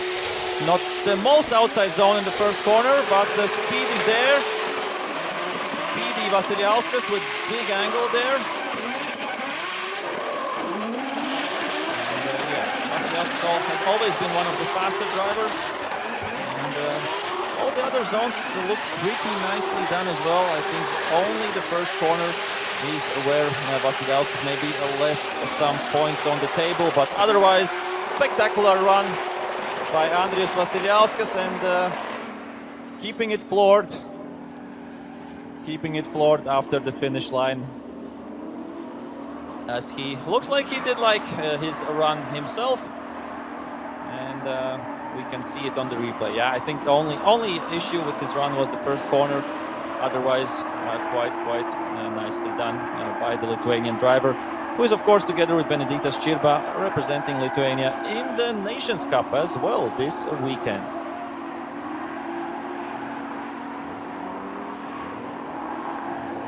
Next one up will be Elvi Edwards from the United Kingdom, of course. Had some issues in the first run, did hit his wheel, I think, twice against the curb, and the second one was a bit more harsh, and I saw that the car was being repaired in the pits, but should be all right. So Elvi Edwards will be next one on the grid.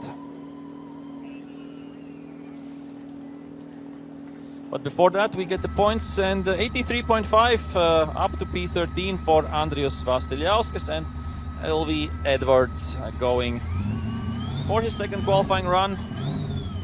let's hope he can do better than the first, because I know LV has the potential, and let's see if he can match that on his second qualifying run, or show us his full potential. And a bit of a messy initiation, not the greatest,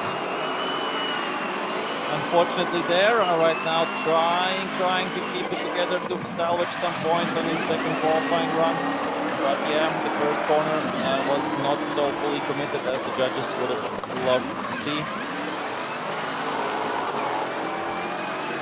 And yeah, really close to the wall. LV Edwards up until the end.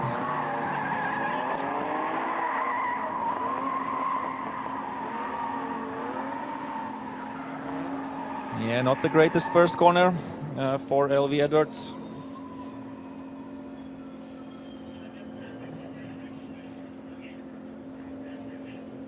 So let's see once again in the replay that moment from the first corner.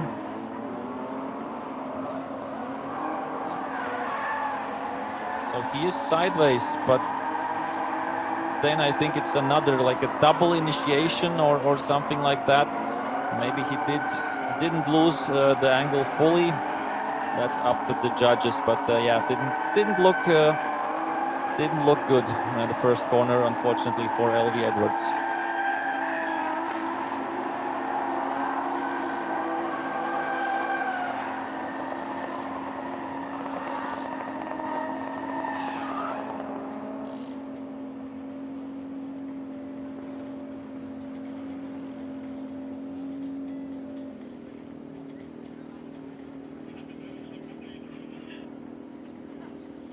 And next driver, Mariano Lavinia from Italy. I really liked the first quali run of Lavinia, so let's see if it can be bettered, if such a word exists. But yeah, Mariano Lavinia representing Italy this weekend. As we have 48.5, unfortunately, only for LV Edwards, and that's P36, and that's out of competition, unfortunately, for the driver from the United Kingdom. Yeah, unfortunate, but that's how the sport sometimes go. And Mariano Lavinia on the grid, on the initiation, really wide line, one wheel off the track, really snappy transition. Had to make a mistake. There was too much on the inside and went, I think, a few meters straight. Unfortunately, Mariano Lavinia. And yeah, but I think there was a good score on the board in the first attempt, so I think this will be a zero, quite 100%, as he was doing a correction. He was too much on the inside against the inside clip. Wanted to make a correction, but yeah, that straightened the car out. It's quite a high-speed section of the track, and it's easily to do a mistake like this. Mariano Lavinia, as we will check and see his score for sure. Yeah, we will see, of course, a bit of the replay.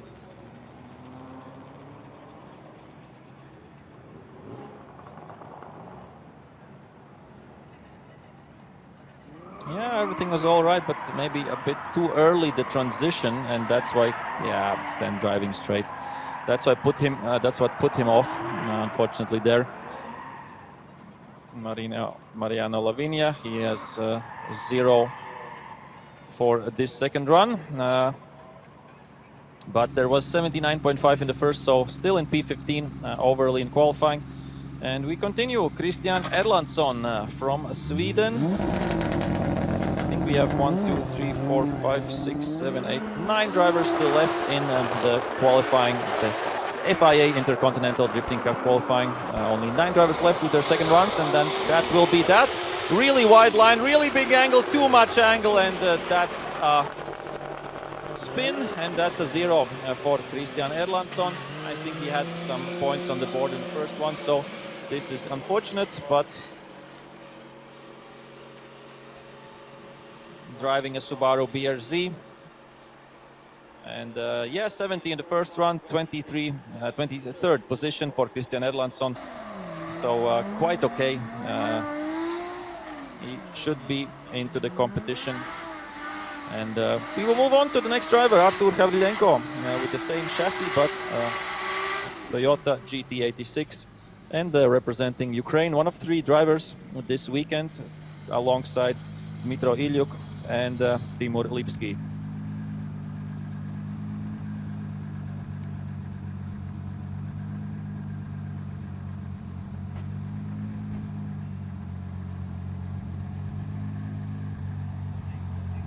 Artur Havrilenko, number 333, with the Toyota GT86 from Ukraine. And I hear his spotter trying to cheer him on. Like he has to go full attack, full attack. Good initiation by Havrilenko, nice outside zone, and now he has to build on this. Try to match what he did in the first corner. Not perfect outside zone, a bit too wide on the curb, and that's a mistake, unfortunately, for Artur Havrilenko. And that's a 0 there for him. Such a good beginning, such a good first corner, and then, yeah, a bit too hot. Went there on the curb, and that's what unsettled the car. And he was already a bit too much outside there, and unfortunately 2-0 for Artur Havrilenko, and that's it. Out of competition, unfortunately, the driver from Ukraine. But still, yeah, getting a cheer from the locals, from the spectators, as we move on to the next driver, and that is João Barrion from Brazil.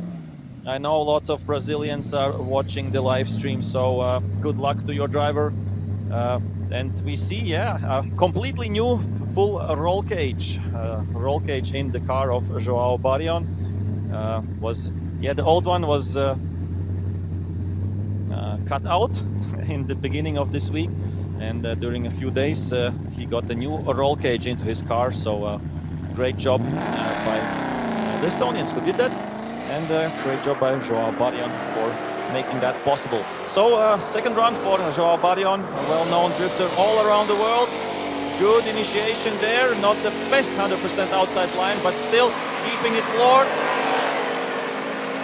Looks like, yeah, that João Barrion is keeping it floored from the beginning up until almost the end, and this was the only time. And the bumper flew off, some contact with there, looks like a bit of a tire wall.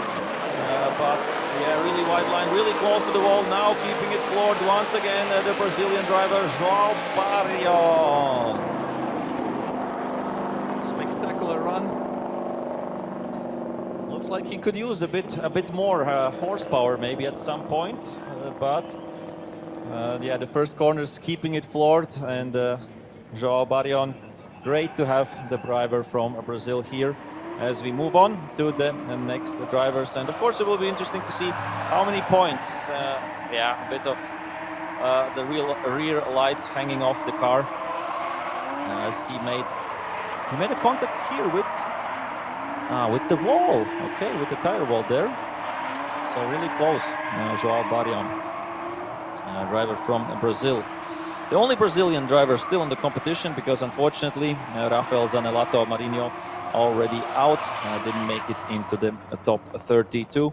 And we have still 6 drivers who have to do their second runs. Anders Madsen from Denmark will be next.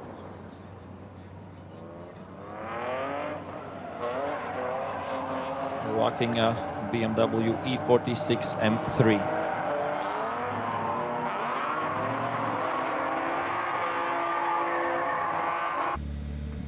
And 70 points, half a point better, and P24 right now. That means that João Barrion is into the main event, is into the finals for tomorrow, and Anders Madsen is ready to rock as well. Second run for him, representing Denmark, alongside Mikkel Kraus. Solid initiation. Oh, and a big mistake there. Unfortunately, a big mistake there for Anders Madsen.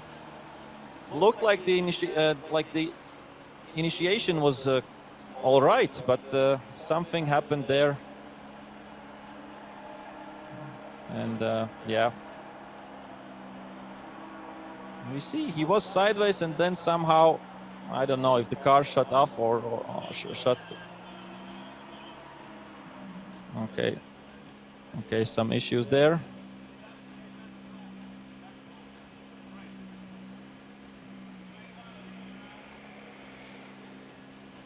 And yeah, that's a 0. It looks like some issue with the front left wheel. Front left wheel, unfortunately, for Anders Madsen. So yeah, he felt it. He felt it right away. So yeah, he will be put on the recovery truck, and that means right now is the time to quickly grab something, a drink or a snack, and we will have the last 5 cars, last 5 drivers doing their second qualifying runs. As we see right now, the top of the standings in the qualifying, and Alexander Claudin right now in that 32nd position, the last driver to get into the finals. And I think there are still some drivers who can get some points and get into top 32. And yeah, next one up will be Kasper Eidsmo Sand from Norway. Then we will have Hokuto Matsuyama from Japan. Then Zanil Satar from Mozambique. Daniel Brandner representing Austria, and another Ukrainian, Timur Lipsky. So still 5 drivers will do their second runs, and as usually really fast recovery from our track marshals and track personnel.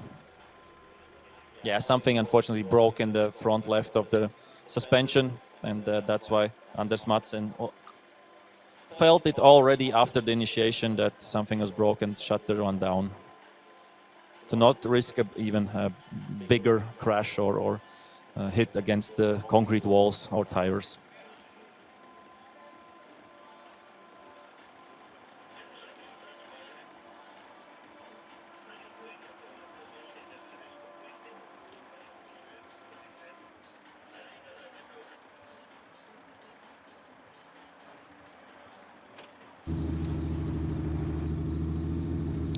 And the car is on the flatbed, so that means the recovery truck will get off the track in just a few moments, and we will continue.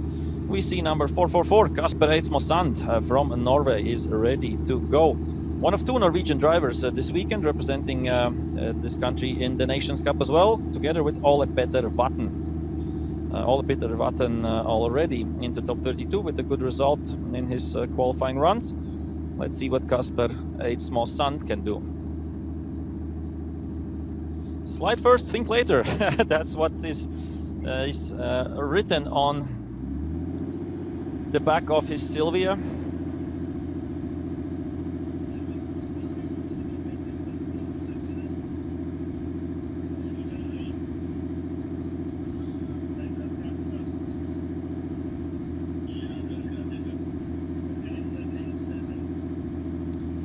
Okay, the track is ready. Kasper Eidsmo Sand is ready to represent Norway in the FIA IDC 2025. Oh, there is a bit of problems with the hood maybe, but while it is still closed, it's all okay. A bit of hesitant initiation there by the Norwegian driver, but now he is smoking up his tires, smoking up with the maybe circuit. And really nice line as well, really wide there. Now he tries to do one more transition, and Kasper Eidsmo Sand with a good job, really nicely done there, closely to the wall and nicely over the finish line. Kasper Eidsmo Sand from Norway. Solid run there by the Norwegian. And of course, the most important thing is how many points will he get on board. As we get ready for the next driver, Hokuto Matsuyama from Japan. He has showed a lot of promise in the first run. Didn't make it happen 100%. Still could be a bit of an improvement for the Japanese driver, but I'm sure he will show that in his second qualifying run. Really beautiful Toyota Supra, the new one, the A90 as it's called.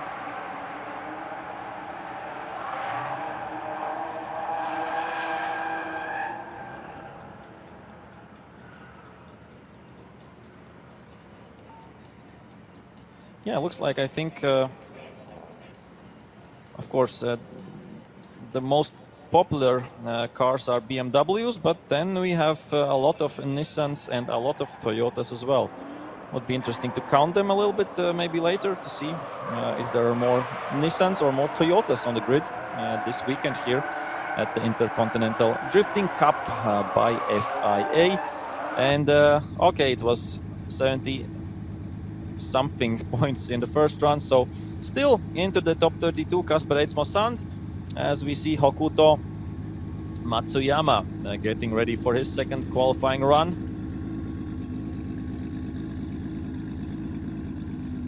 Yeah, has to try to better his score from the first run, and I'm sure he can do that.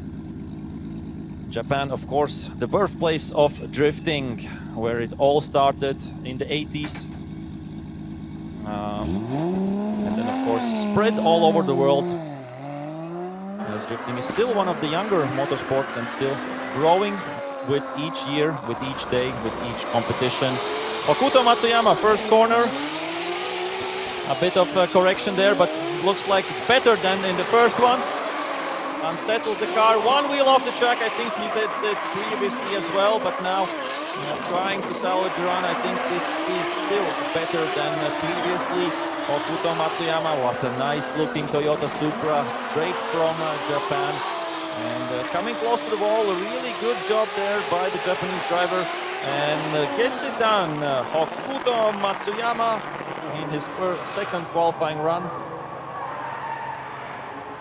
Solid job there by the Japanese driver.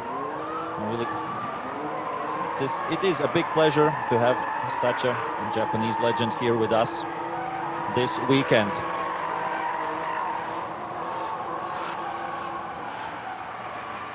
And of course, you have to remember there's really different styles of drifting throughout the world. We have some countries with a little bit slower, more technical tracks. We have countries where we have really only high-speed tracks, we could say. And I think, yeah, Europe is somewhere in the mix between, because European tracks usually have fast parts and also technical parts. So yeah, somewhere in the middle, and that is Bitenik circuit as well, as we see the replay of Hokuto Matsuyama's second quali run. Once again, can't wait to see the points for the Japanese driver, as the track is, as usually, inspected by the marshals if everything is all right.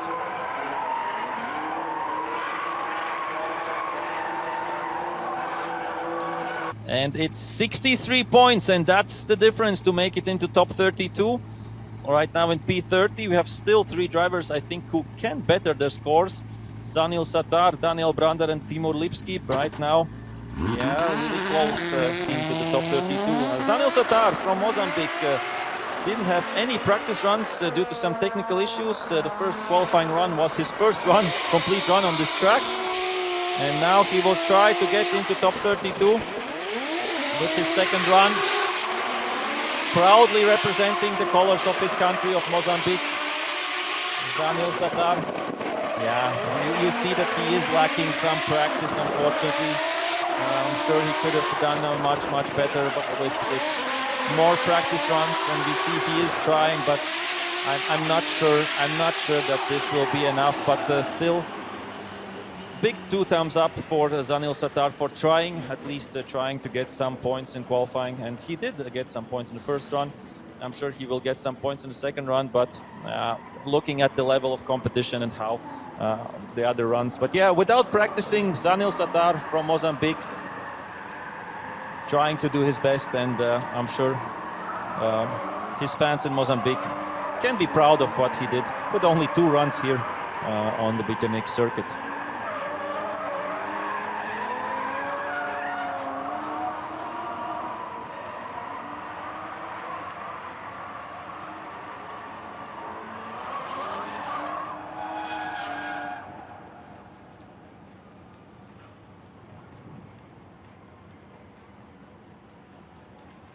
And that means only 2 drivers left in FIA IDC qualifying.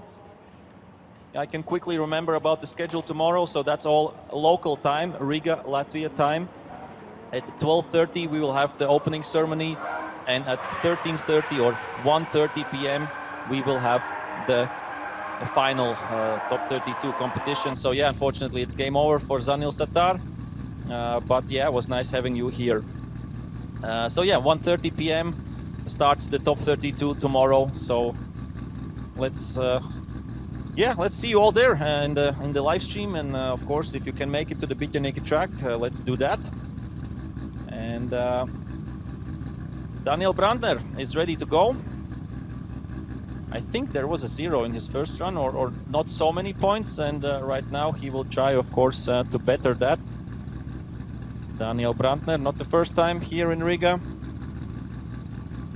Always a joy to have this Austrian showman competing.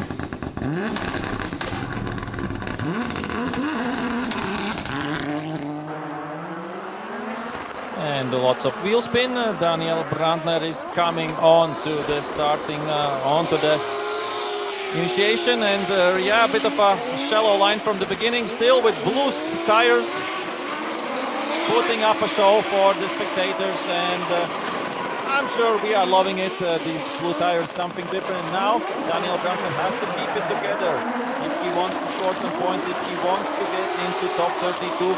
He still can do it. One more corner against the wall, really close to the wall. Now he has to floor it. A bit of issues look like, but still going sideways. And in the end, lots of blue smoke. Daniel Brandner. I'm sure, yeah, everybody appreciated the blue tires. Kept it together. I think he floored the car a little bit too late in the last corner. I don't know what happened there. Maybe some misfire or something. Let's see once again the replay.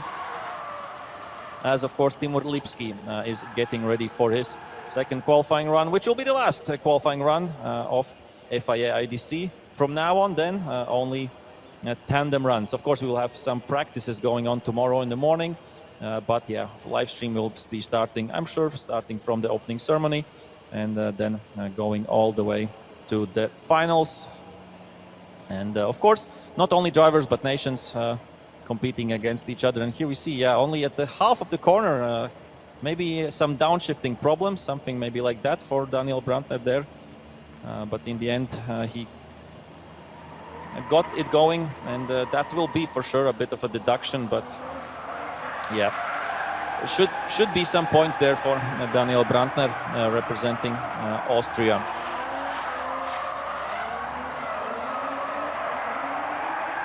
So we should get the results quite soon. And it's unfortunately only 55.5, so outside of the top 32, unfortunately for Daniel Brandner. So yeah, quite points deduction for a few places here and there. And the last qualifying run, Timur Lipski from Ukraine, 3 Ukrainian drivers here in Riga. Really bold first corner, really wide line there. Now he has to keep it together, Timur Lipski.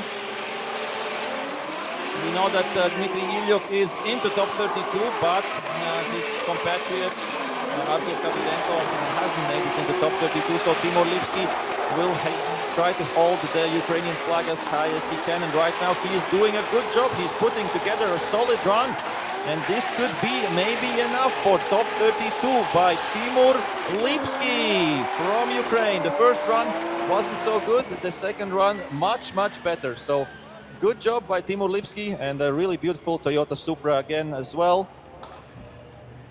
So yeah, Timur, I think, can be proud with his run, and yeah, for FIA IDC it's over today, but we will continue, of course, with some local practices. So for the Latvian Championship, the drivers, the Latvian and I suppose also Baltic drivers, and from Estonia as well, a lot of drivers will, I'm sure, compete in the practice that will happen a little bit later.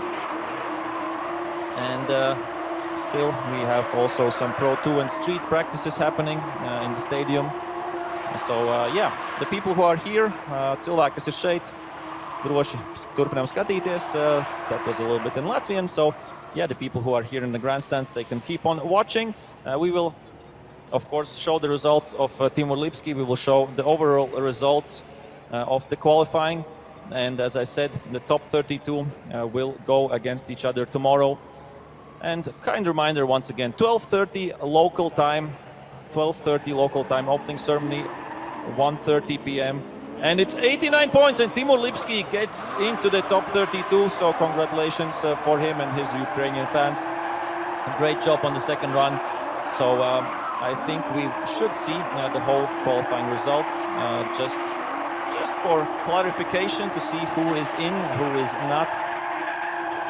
And yeah, thank you everybody for watching. Thank you for the drivers for putting up a show already today. But yeah, the big event, the big fights, the big tandems side by side, that all will happen tomorrow. As I said, drifting starts 1:30, opening ceremony 12:30. So don't miss it, Riga, Latvian time. And here we see the winner of qualifying, Nasser Al-Kharbali. Urias Prizhgonski is second. And then we have Daniels Baumans, the local youngster, in third. And then all the other drivers, Korpulinski, Strelkov, that's the top 5. And you can see all the other drivers who have qualified right now, the top 16. But I'm sure we will see P17 to P32 as well. So lots of nations coming in tomorrow. Before qualifying, we started with 32 nations and 44 drivers. Tomorrow we will have 32 drivers, and we can count a little bit later how many countries will be represented, as we here see all the drivers who have made it into the top 32. And I'm sure the Greek fans will be happy that their driver has done it as well. So thank you everybody for watching today, and see you all tomorrow for the FIA IDC 2025 big finals, big tandem runs.